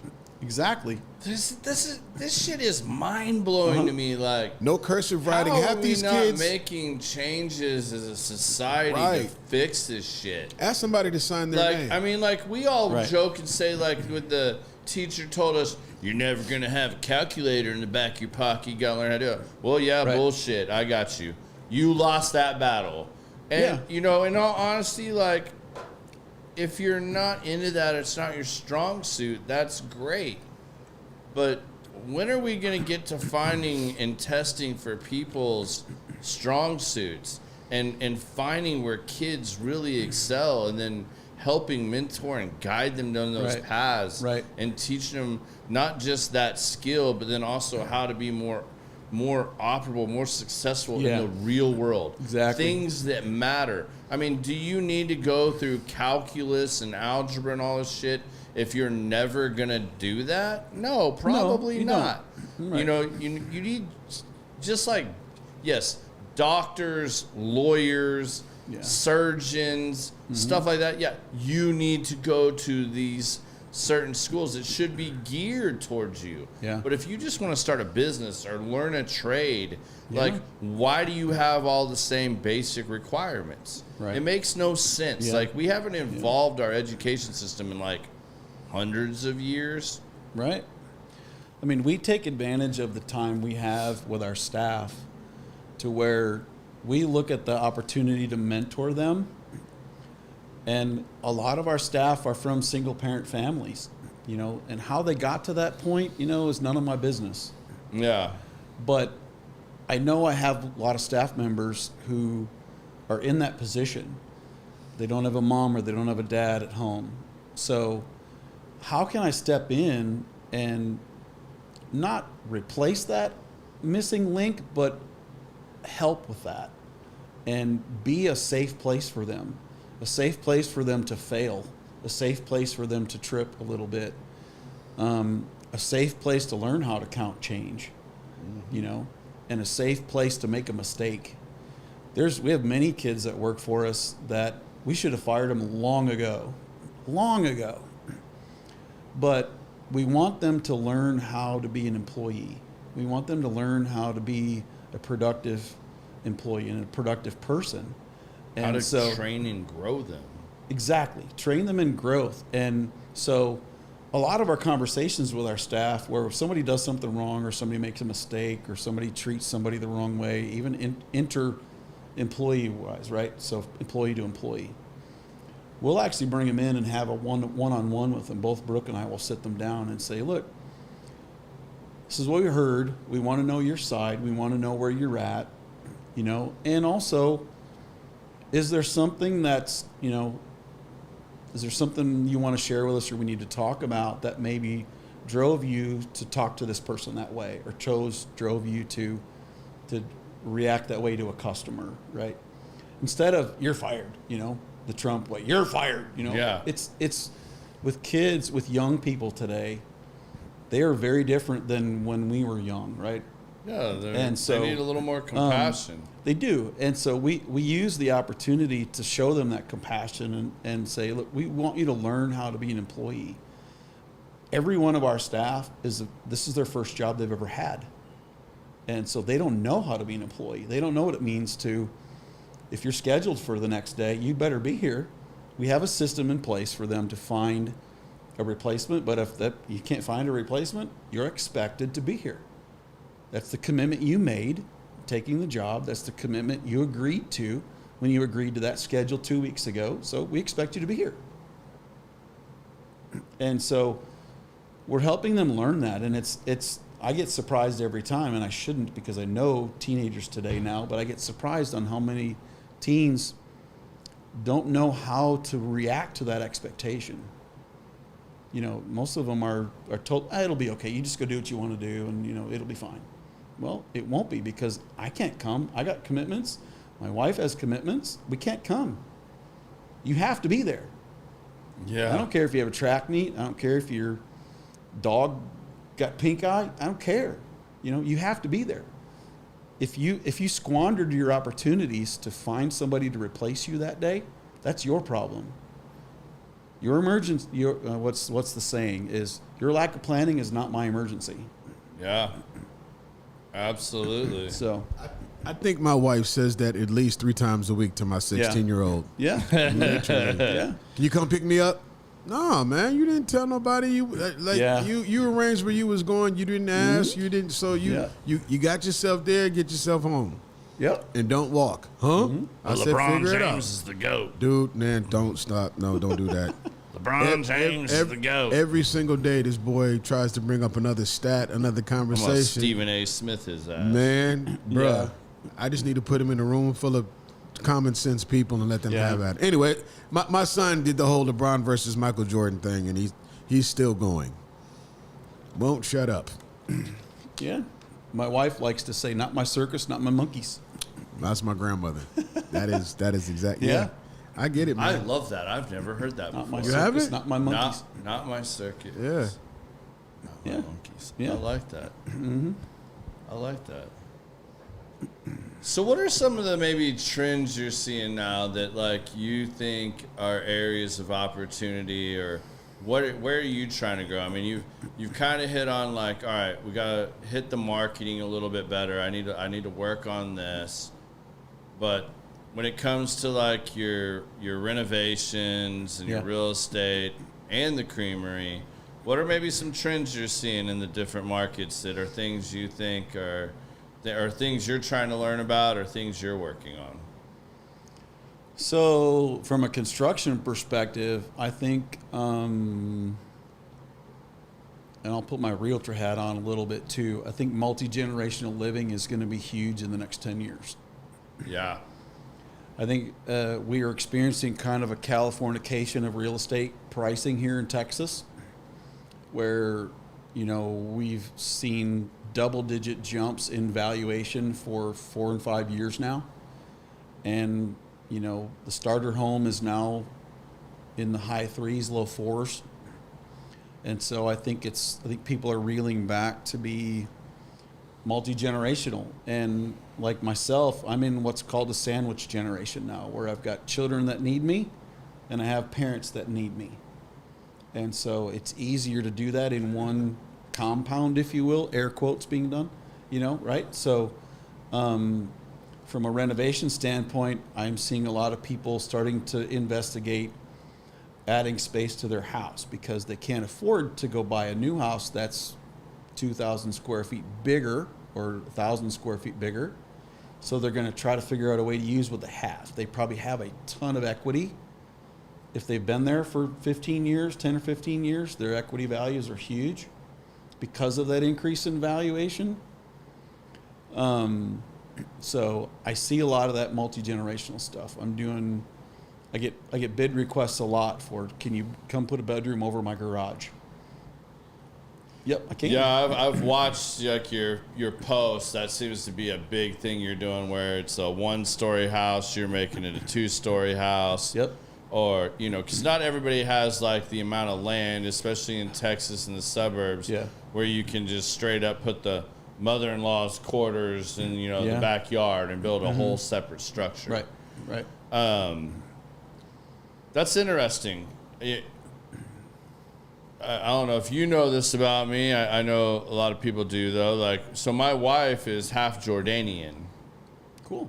And her father jokes all the time. I say joke. I don't know how joking he is, but like his dream situation would be if both of his daughters and he could build a compound, so to speak, and have everybody right there. Yeah. I mean, it's funny, like, as large as my wife's family is, the majority of them that live here live in the same neighborhood. Right. Like, like you can, they all walk to each other's houses. Yeah. Some of them are actually legit neighbors. Right. Like, we've joked about them having like a secret tunnel under the yards to get to each other's houses and stuff. But, that was one of the things that I found. I haven't traveled overseas a whole lot. I don't know about you, but A little bit, yeah. So, like, when I traveled to Jordan, the time I went to Jordan, that's super amazing and impressive and just a whole different dynamic and shift in how they live. Yeah. Their houses, especially in the major cities like Amman and stuff like that, it's, you know, like, it's a 4 or 5 story little like mid-rise type building where the bottom floor is the eldest in the family. So like the grandparents, and then the parents are on the second floor, and then their 2 kids' families are the 3rd and 4th based on when you were born. Youngest at the top, oldest at the bottom. Right. And that just does this through the generations. Right. And some of those have been in the families for a really long time. For sure. So that would be interesting to see if it takes that kind of a shift here in the U.S., because I've said for a while now, and I'm still trying to wrap my head fully around this and see where this opportunity is. And I would, anybody that really wants to go down this rabbit hole and is interested in this, please reach out to me, shoot me a DM. But I think one of the big moves is exactly in that realm that you have. I mean, yeah, we're trying to make America greater and bring jobs and the business and the factories and that kind of stuff back to the U.S. That's obviously going to take time. Right. That can't happen overnight. No. You know, you guys know I'm a big rep of the military and anything U.S. Wearing my favorite, and I'm not lying, like y'all, Sarah tries to steal this from me all the time, and if she does, like, I'm just going to buy her own eventually, I think. But Origin, man, this is all made, I think, Vermont, American-made cotton. This is the most comfortable hoodie I've ever owned. And if you know me, I'm a T-shirt snob because I'm a jeans and T-shirt type of guy. Right. That's what I wear 90% of the time. It's what I'm comfortable in. But, man, I'm telling you, legit stuff. And we have those capabilities, and they're coming back. But I think one of the big opportunities is going to be someone that can get connected with the right people, because the reality is we have, and if you drive, and I'm just using DFW as an example, but if you drive through DFW, we have all these areas where there was big infrastructure for manufacturing, shipping, or trains, you know, all this stuff. We have these industrial rundown, you know, just, and I mean, that commercial real estate space is huge. Yeah. And you have these big, huge vacant warehouses and stuff. If someone can, like, pull the right triggers and get the right zoning and everything else that we need and turn those into large, modern, multi-generational families or apartments, and you can start converting some of this industrial space and then build an entire community out of it, like, you start buying some of these things, like, I legit think over the next 10 years, that's going to be absolutely money. When you talking about this last episode with Will? I talked about, I don't remember which one I did. I talked about this a little bit, like, either a week or two ago. Within the last 2-3 weeks, Okay. I definitely kind of danced around this. But, like, I think that is a huge opportunity, man. Like, you think about it, like, I look at the warehouse industrial space we're in at Element, and, I mean, I don't even know how many square feet it is, but, like, and there's, like, out of the whole row of the building, there's, like, 8 different operations in that, some bigger, some smaller. But if you could divide that up and provide I don't know, if each one was 4,000 square feet and you give them 4,000 square feet, and maybe it's on the front end, it's 4,000 up here, and there's another 4,000 back here, and 4,000 here, and 4,000 here, and on down the row, and you wanted to buy 4 of these, and you had 4 generations of family living here, and between y'all, you got 16,000 square feet. I mean, not saying it has to be that big, but, like, you get what I'm saying. Like, I do. You could do these things with these and totally repurpose this in a market that's wide open right now. Yeah, definitely. I mean, I think the residential market is embracing that slightly in a little different aspect, whereas, I mean, there's a great case in point. There's a subdivision being developed right now on Preston Road, just a little south of 121, where we've got 3 and 4 story, very narrow, 0 lot line houses that are... It's almost like townhomes looking things, right? Right, But they're single structures. Yeah. You know, they're still single family detached, but 3 and 4 stories tall. I mean, some of these buildings, I guarantee Like you, they're not efficiency. 30 feet wide. Yeah. You know, on a 40-foot lot, density's getting higher per acre, per square foot, right? And we're going vertical. The rest of the world lives in flats, lives in 30, 40-story flats. You know, America, United States, are the only company of urban sprawl, right? Where we have to have land to spread our wings, spread our legs a little bit, you know. There's not a lot of dirt around to have the big multi-generational compound where there's a main house and 3 or 4 or 5 structures for the kids to live in, right? So, like you were saying, you got to go vertical, and you got to have each family unit is living on a floor. So yeah, I think there's a huge market for, and I think we're heading that way. Yeah, it's the same thing with these deep, huge warehouses Yeah. that you start quadding them off or whatever. I feel like you could do the same thing. Somebody's going to help do that, and it's I don't know. Sure. I think that's where it's going. But I'm 100% with you. So something I've seen that you've done really well, and obviously it's come into different variances throughout your story, your journey that you've told us. How do you look at managing risk, and what feels risky to you, and how do you do you and your wife have a system for that now? I mean, you've gone from here to the bottom to coming back up again. What does risk look like to you, and how do you try to manage risk? Boy, that's a great question. We actually we shelter some cash so that we have, you know, Dave Ramsey talks about having multiple months worth of cash available for emergencies, right? We try to have cash on hand to handle, you know, if we have a bad month, or if something goes wrong, or, you know, and obviously insurance fills the void. But we look at, since we've seen the bottom, we've seen bankruptcy, we've seen failure, if you will, the lens is different. So we look at things a lot differently.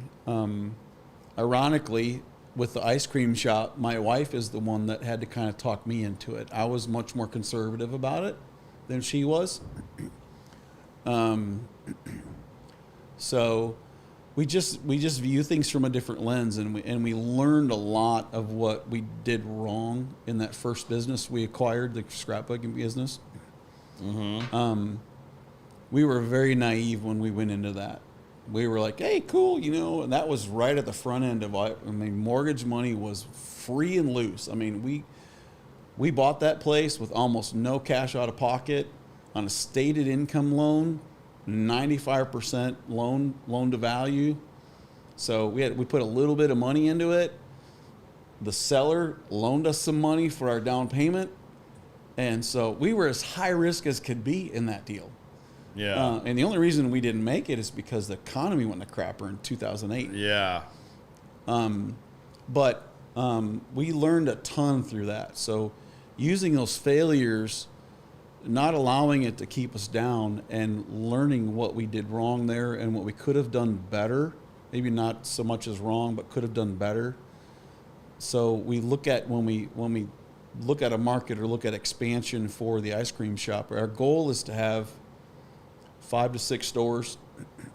So I'll be honest, I'm 56, right? So our goal was to have 5 stores by the time I turned 60 or 61, so that there's a turning point at that level of revenue, to where you either need to hire a whole bunch of staff to help you manage the money and manage the business and grow it really big from there, or you sit back and you leave someone in charge and you take some retirement out of it, or you sell it and move Have you on also in. looked at franchising it? Pardon? Have you also looked at franchising it? We haven't right now, no. Franchising is a huge money sponge. So we don't have the revenue or the cash to do that. I mean, maybe once we get to that 4th or 5th store, you know, I guess what I was asking more, maybe I asked that wrong, but like Okay. when you get to the 5th or 6th store and you have that established, is it then more of a plan to just sell it as a whole, or are you looking at like maybe franchising it and then like letting that go from there? 'Cause now you've shown it be successful at like 5, 6 locations. Franchising is a thought, but it's not one of our kind of basis of growth. Franchising is a whole different animal. We wanted it to be, you know, we wanted it to have that mom and pop feel, family feel, but yet one of the best compliments I get when customers walk in and go, "Is this a franchise?" Actually, no, it's not. We created it. It's our creation. It's our family store. Yeah. So we look at that as a huge compliment. So that's the feel we want. Yeah. And if it's a franchise, someone else is really kind of running it in control. We're in the background, kind of pulling some strings, but if we continued to grow past 5 or 6 stores, it probably would stay as a corporate store. I got you. And ironically, Handles is a great model, right? They're still owned by the same family, and I don't even know how many stores, 30, 40, 50 stores now across the country. They're huge. Oh, okay. And they're still owned by the same family entity. Yeah. That's cool. Yeah, they were. Yeah. Yeah, no, they're originated in the Midwest. I knew about the one he mentioned earlier on like Coit and Yeah, there's several. There's one in Little Elm. There's one in Plano. They're opening one in Frisco pretty soon. So they're growing, and that's all owned by the same family that still owns it today. All right. We kind of touched on this earlier, but I think we should probably give the listeners a little more on this because I think it's something you've managed to do very well that I, out of my own personal experience, know is very hard to do. I've never, per se, had a business with my wife, but I did in that same time period you're talking about, the economy's crashing and stuff. Prior to that, I did have my own decorative concrete business, which was owned by me and my mother and my brother. My younger brother was a part of it. Yeah. That was some of the hardest times of my life. Now, granted, that was right after my father had passed. Oh, man. At 24, and I made a drastic career change, chose not to go to college and spend that money on a college degree or buy a house or anything that people were anything that was advised to me to do. Yeah. No, I decided to get a franchise and go do my own business. I was getting out of the insurance world and lower my blood pressure and take the stress away and own my own business. Yes, it was a great decision. Great idea. Great idea. Yeah. And do it with family. Right. Even better. Let's just put the icing on the top right there. So one thing I've seen you do really well, man, and I'm curious is how you have seen this maybe in the past versus the present, because you've told the story of being at rock bottom and like not knowing where to go and how you were going to provide for your wife and your children, and I can only imagine how hard those times were and how dark some of those days must have been. Really digging into your own soul and trying to figure things out, not knowing who to ask for help or how to even make the next move or what the next move should be. But to persevere through that and tell us that when you were at your weakest and you were at one of the, I feel like one of the lowest points in your life for you as a husband and as a father, that it actually became one of the strongest times for you. Yeah. And that it even surprised you how much your relationships grew with not just your wife, but your kids and everything else. But then even later on, after getting past all that, you chose to dive in even deeper and do a business with your wife where y'all work hand in hand, even though you've still got all this other stuff going on, but you're going to jump in and partner with her and help her do something she wants to do. Yeah. Not saying that you don't too, but like it was kind of like, all right, well, I have this, you have, and we're going to do this for you, but like we're going to help each other. And that's not always easy. No. What are the things that you think that maybe you learned from the earlier stuff that allowed y'all to successfully do this, even though there's been good times? I mean, obviously the Plano store did really well. Yeah. The Murphy location's not quite where you want it to be yet. Mm-hmm. So that's got to be a little bit stressful. Sure. How have you guys managed this? Because that's so hard. It's so rare that you hear about a family business or a husband and a wife and that y'all even want to sit at the same dinner table at night after all that. Yeah, sure. No, I mean, it's trust me, we have our times, right? We have our arguments, we have our bad times, we have our, we need some time. We need some time out, Human beings. Yeah, absolutely. I mean, communication is a big piece of it, right? Where we communicate freely and openly. I think our faith has a lot to do with it. So we lean on that a lot. And respect is a big key, where I respect my wife. She's my rock. She's my everything. I mean, I wouldn't be half the man I am today without her and her support and her foundation that she gives me. And so we have our safe spaces, right? It's kind of, we joke around a little bit. Our bathroom is... You ever he shed and she shed? Yeah, right. But it's in our house, it's our bathroom, right? We don't talk business in the bathroom. So when one of us is in the shower or, getting ready for the day or whatever, that's just, we know. We don't. So you don't have that bathroom set up? I mean, I thought maybe you did that for Preston. I mean, Preston just posted his picture. I mean, it's like a toilet with a raised step thing. It's got a fridge under it. I mean, it's like a man cave in a bathroom. No, not in my house. Right. Not in my house. No, and we're actually working on some projects in our bedroom too to make that. And it's her space, right? I want her to feel beautiful. I want her to feel honored. I want that to be her space, right? And so it's mutual respect, mutual communication, clear. We don't hold anything back either, right? So if one of us needs to argue or gripe or have a complaint or, I don't like what you said to me, or I don't like how you did this. We know we can talk through that. And it might get heated. A lot of times it does. And another thing that we kind of agreed right from early on, shortly after we got married, is, it sounds really dumb, but we try really hard not to go to bed angry.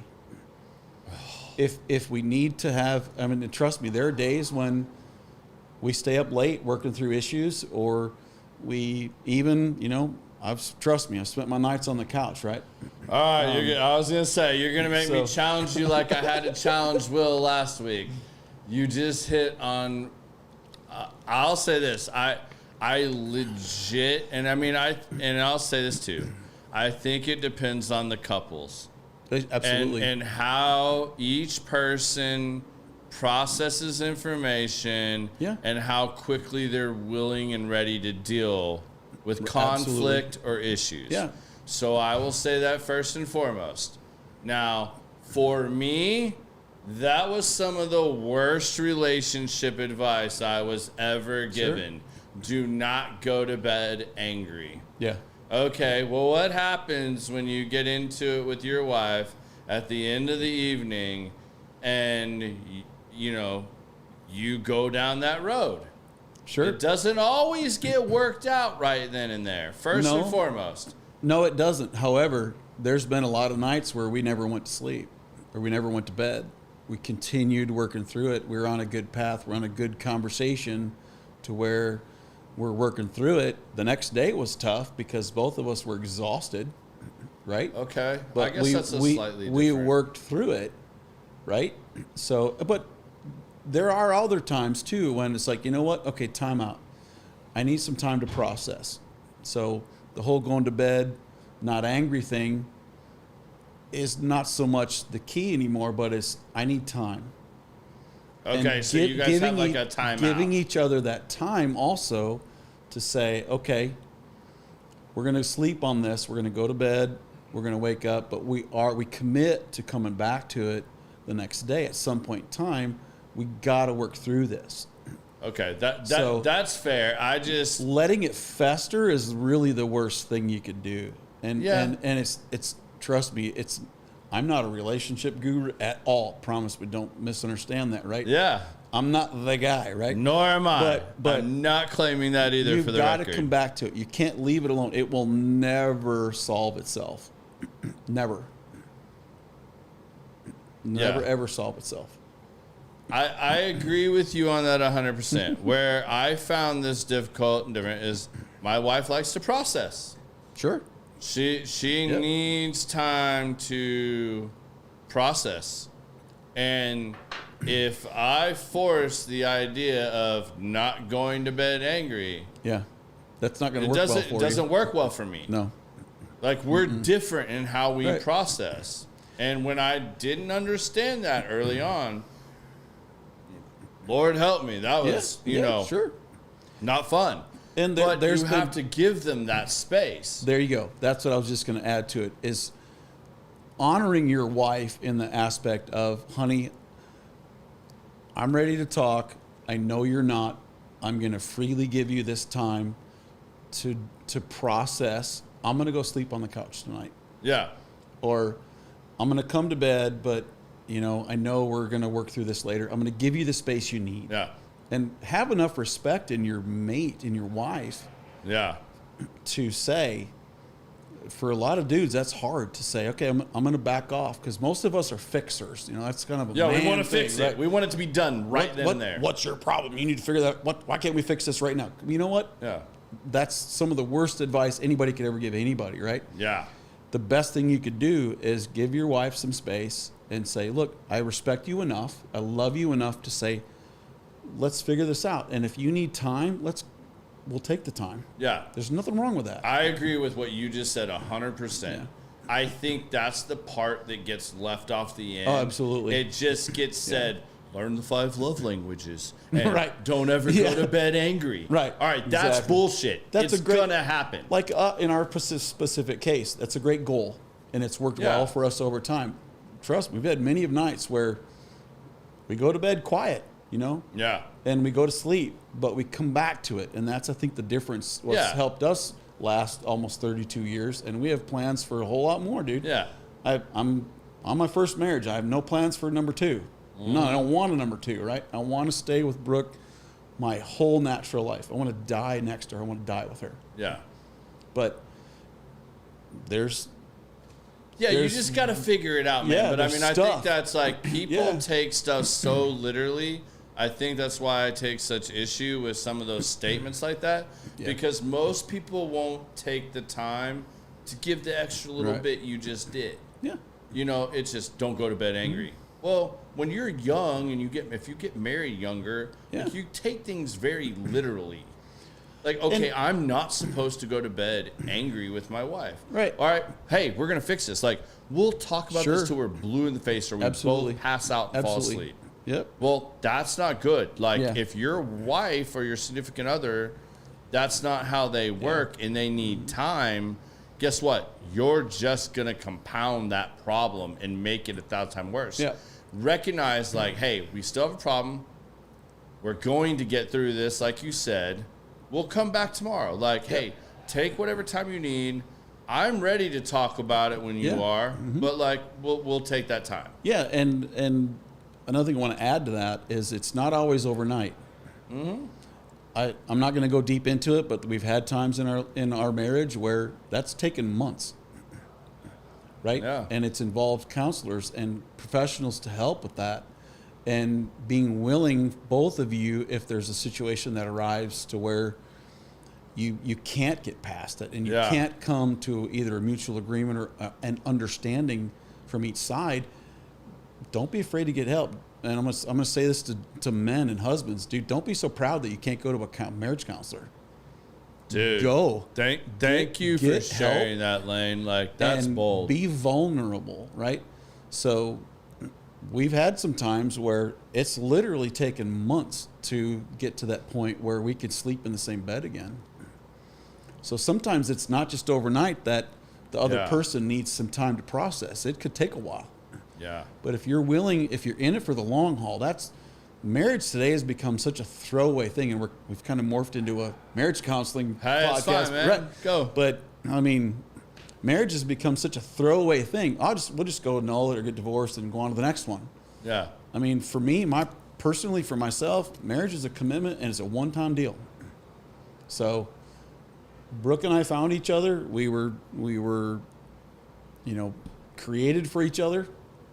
And so we're here, we're in it, good and the bad, man. We're going to work through it. And it might be something we solve over dinner.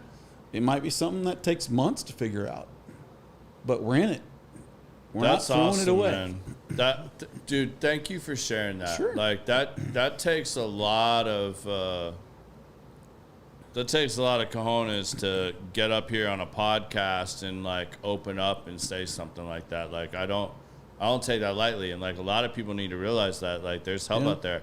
I talk, you guys hear me talk, and this applies across the board. Like you guys hear me talk about Operation Yellow Tape all the time. This applies to so many different things that, you talk about first responders, man. Like these guys see horrific things all day long. Yep. And then they have to come home and act like everything's just okay. Yeah, And they don't dude, want it's- to take that carnage and that like terrible things they saw home to their family and their children's.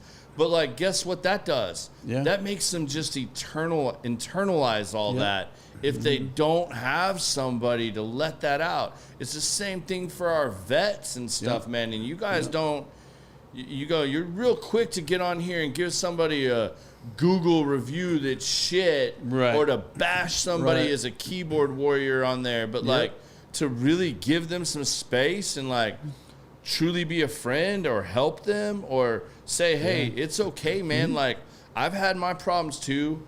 I've fucked up. I've made my mistakes. I've had failures. It's not going to be my last, but I hope I don't make the same one again.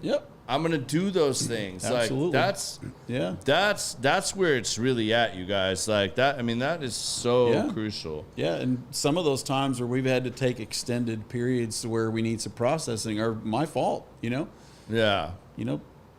Marriage isn't perfect. I'm not perfect. I know that I'm a work in progress, and my relationship is my marriage is a work in progress. With my relationship with my children is a work in progress. So, All right, let's have a couple fun ones here, and we're going to wrap it up because I know we're getting towards the end here, and I want to be respectful of your time. No worries, dude. I mean, we can do this again sometime for sure, but what's maybe most surprising thing you've learned about yourself through this entrepreneurial journey and throughout your career so far to this point? What's really like stood out that surprised you? How much I can handle and manage, I found myself in scenarios where there's only one of me and I need to be in 3 or 4 places at a time. And it just seems to work out somehow, some way, it works. And so, I mean, I think that's been the biggest thing is, I've always worn multiple hats. A lot of people talk to me and tell me like, dude, how do you do it all? I'm like, I don't really know. I mean, it just kind of works, right? Yeah. So I just do it. I'm open, I'm positive, I try to have positive energy every day. And, another really good key piece of advice I got from somebody early on in my career, as in my 20s, said, there's always a solution. You just got to find it. And so it's true. I mean, I've been in construction now in Texas for almost 34 years. Been married almost 32 years. I apply that theory to a lot of things I do. There's always a solution. We just got to find it. Whether it's a client, a remodel customer, a supplier from ice cream stuff, there's always a solution. Let's work together to find it. And a lot of it's how well you communicate those Absolutely. things. Absolutely. Whether we're talking about your wife or your Absolutely. business or whatever, it comes man. back to what, and Preston Sam's going to come up again. It comes back to what he reaffirmed to me is answer the phone when you know it's going to be a bad phone call. That theory can be applied to so many things. And, in my real estate, I think your wife could probably say the biggest thing that aggravates me in my real estate, part of my career is other agents that don't answer the damn phone or don't communicate, don't call you back. You have a listing, brand new listing. Somebody wants to know something about that listing and they're ghosts. So I'm always available. And my wife and my kids have always griped at me. I'm like, we're on vacation. You're answering. Okay, yeah, I'm on vacation, but yes, I have a phone call I got to take, but I'm here with you. I may need to be in work mode in my work drawer for an hour or two, but I'm here with you. I can always answer the phone or I can call people back. My voicemail on my phone is, hey, this is Lane. I'm not available right now, but I will call you back. Yeah. I will call you back. I always call people back, good or bad. Yeah. That's awesome, man. Yeah. I like that. All right, so she has a question for you. Yeah. Her $1 million question. Fire away. Are you able to both work together and play board games together? Absolutely. I knew you were going to say that. Absolutely. All right. This is a fun one I like to do. We haven't done this in a while. If social status didn't matter or anything like that, if you could go back in time and switch places with somebody, I mean, like, it's got to be before you were born. Like, right. I don't want one of these answers like, I just want to go back to be a teenager.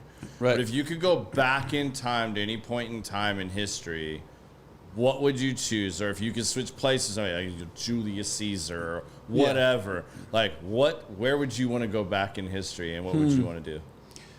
Well, I'll answer that in two ways. One way is I've always wished I would have been a teenager in the 50s. I'm a car guy. I love car stuff. I think you've seen a Jeep guy, did the whole motor swap, transmission swap in a Jeep, right? Did all that on my driveway. I love gearhead stuff. And the 50s era cars just are my thing, right? I posted something on my Facebook the other day about a 77 Oldsmobile Vista Cruiser, the Cutlass Supreme 2-door 5-speed, right? I'm a car guy. I love cars. But one of my favorite cars ever manufactured was a 55 Mercury. I mean, it's just, I wish I was a teenager. The movie Grease, I watch it for the cars. I could not care less about the plot line, couldn't care less about the relationship aspect of that thing. I love looking at the cars and what those kids did back then. Hot rodding their cars and having a good time, out doing that fun stuff, Hell yeah, man. The other facet of that is hindsight being 20/20 in my career path. I wished I'd have gone into more of a forensic engineering type of role. Mm-hmm. I love going back now that I've been in construction for so long. I love going back and figuring out why things happened or why something failed. And so some of these younger kids I coach through, we got one of our staff actually who's literally taken a career, a degree path at UNT in metallurgy. And that fascinates me, is learning how metals work and how that worked. And I love welding. I love gluing metal together, right? So that forensic piece of why something happened just fascinates me like crazy. And I wish I would have known that more about myself when I was younger, where I could have had more time to dive into that world. Oh yeah, man. Yeah. All right. I'm going to ask you, all right, I'll limit this to one more because I know we're running over our time here. I'm here. And then I'll ask you our standard 2 ending questions. Yeah. Because I know you've done your research now. You've referenced like several podcasts. So I already know you're prepared and you know what's coming. So I'm going to stick to a couple of these fun ones. Yeah, sure. Looking back on your journey, what moment or decision that you made do you feel that was the most defining in shaping who you are today? Wow.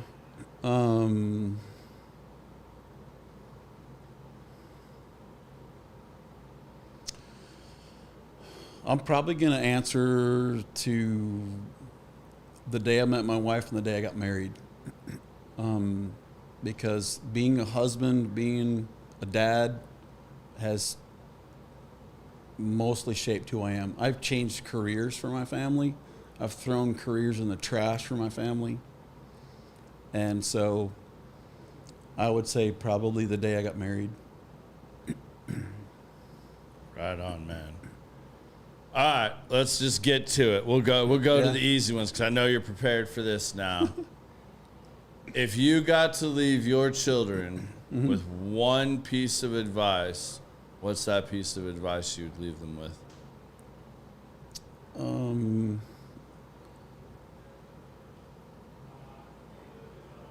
Man, that's a question I was not expecting. I would tell them to. Everybody gives the answer of you can be what you want to be. You know. Yeah. I think like the other thing we're talking about. I think that gets really cliche. But I would say tell my kids, work hard, be respectful, and don't ever sacrifice your character.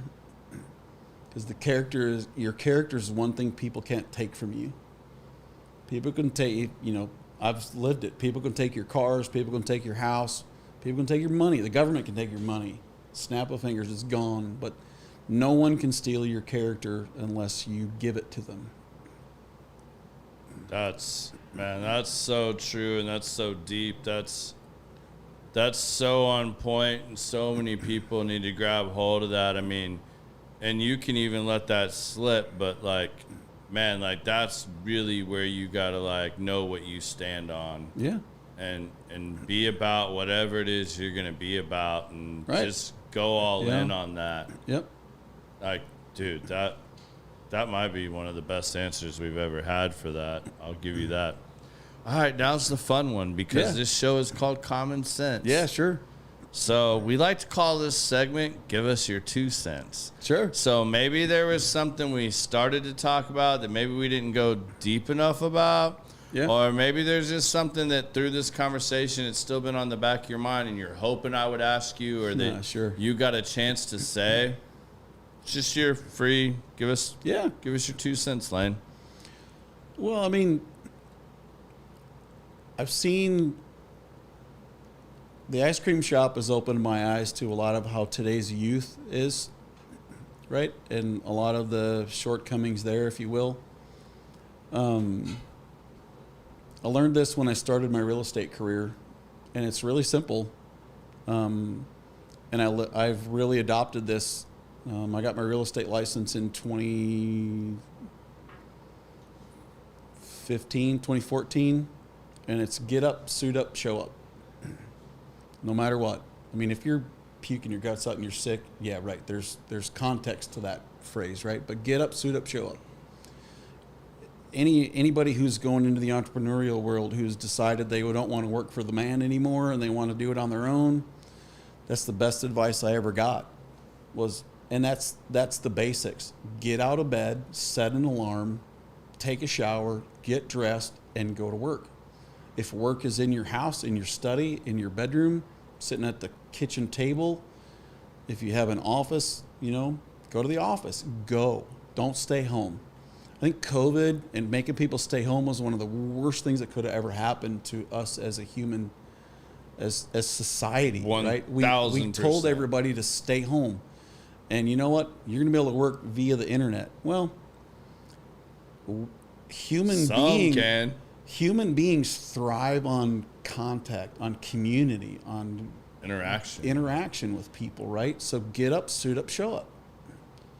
Get out of bed, put your clothes on, get ready to go. You're still going to work. You work for yourself now. Same thing with students going to school. Get up, suit up, show up. Go to class. I mean, I think you can sum that up in have discipline. Absolutely. Have discipline for yourself. Absolutely. Have discipline for the others that matter to you. Mm-hmm. Have discipline. Yeah. I mean, I can't think of a single time I do not feel like going to the gym every day.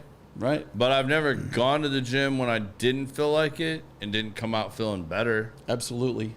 I mean, it's the same thing. Like, if you stay home from work because of some bullshit Yeah. and you don't really like man up, Yeah. what are you thinking about all day? Did you Right. really enjoy relaxing or doing whatever it was Right. you were doing? Yep. No, because you just know you set yourself that farther back. Yep. But if you went in and at least did something Yeah. and showed up, Yeah. you don't have that feeling. Right. Right. It's discipline. You never know who's going to be there. You never know who you're going to meet. You might stop at Starbucks and get a coffee. You might meet the best person you've ever met in your career at Starbucks. You know, you never know. Yeah. So if you don't go, if you stay in bed, if you lean on that laziness, and I'm going to use the word lazy because a lot of our people today are just flat lazy. Yeah. Right? If you don't get up, suit up, show up, you're going to miss out. And you're not going to be involved in something that could have happened to you today if you don't get up, suit up, show up. Well, Lane, I want to thank you, man, for coming and doing this with me. I know it's Yeah, man. first podcast. I hope you enjoyed it as much I had as a blast, I did. man. It was great. I Yeah. hope you guys all got to take something from this and that you really enjoyed this. I mean, I can't wait to see your guys' comments, your responses. I hope you'll share those with us. And guys, listen, we're fastly approaching our 100th episode. Nice. Congrats, man. That's Thank cool. you. That's so cool. Thank you. Yeah. I'm still working on that. I hope when I check my phone tonight, I have good news and I can start talking about the 100th episode. Yeah. Because I'm trying to pull off something a little big. You know, I told you guys, if you don't put it in the universe, you don't work towards it, I mean, what are you doing? Right. You know, like, you got to put it out there. And for you guys and myself, I've been putting it out there. The first shot I took, we missed only because of schedule. We only missed because of schedule. I now know that guy is going to come do an episode with us, and I can't wait to tell you all about it because I've been looking forward to this for a long, long time. Jimmy Buffett, No. Michael No. Jackson, No. Marvin Gaye. I can't bring people back from the dead, Biz. I'm just saying, if you're gonna go hard or go home, it's 100 episodes. I mean, I'm going hard, bro. Okay. I'm don't going even hard. Know, I don't even know who it is, y'all. Yeah, I ain't even talked about this to Biz. Like, It's gonna be a think- surprise for me. other than the people I've asked and my wife, nobody knows who I'm reaching out to for the 100th episode. There's not a person on this earth. But we're gonna not my mom. Are we gonna leave it as a surprise, not or we're my gonna brothers. promo it? No, we're gonna promo it once I get the end. I'm trying not to jinx shit right now. It's gonna happen. So It's in the air. I'm on number 2 right Speak it now. into existence. I think he wanted to see how things go. He's real curious about what we're going to talk about. I'll give you a hint, because I feel pretty strong that I might pull this Don't off. jinx it now. If I'm you don't not want going to to jinx it, but I'm don't. just saying, like, this guy podcasts too. He's just way more badass than me. But that's enough. That's good. That's enough. That's good. So I'll say that. But we have episode 99 next week, and I want to give you all a little bit about that too, because you guys, I've tried to do this all year, and you're going to see a lot more of this because you guys really resonate. I mean, the majority of you, like, you know me because of multifamily construction. You know me because of my sales job, or you're a friend. But, like, you know this is my business, and most of you want to know more about it. You know, you want to know how I went from estimator to becoming a partner at a big GC firm. You want to know the people that I know. You want to see how that works. I get it. We're doing a lot more of that. And I have another great multifamily guest for y'all next week. So he swears to God he's not going to have to reschedule this one. I just talked to him yesterday.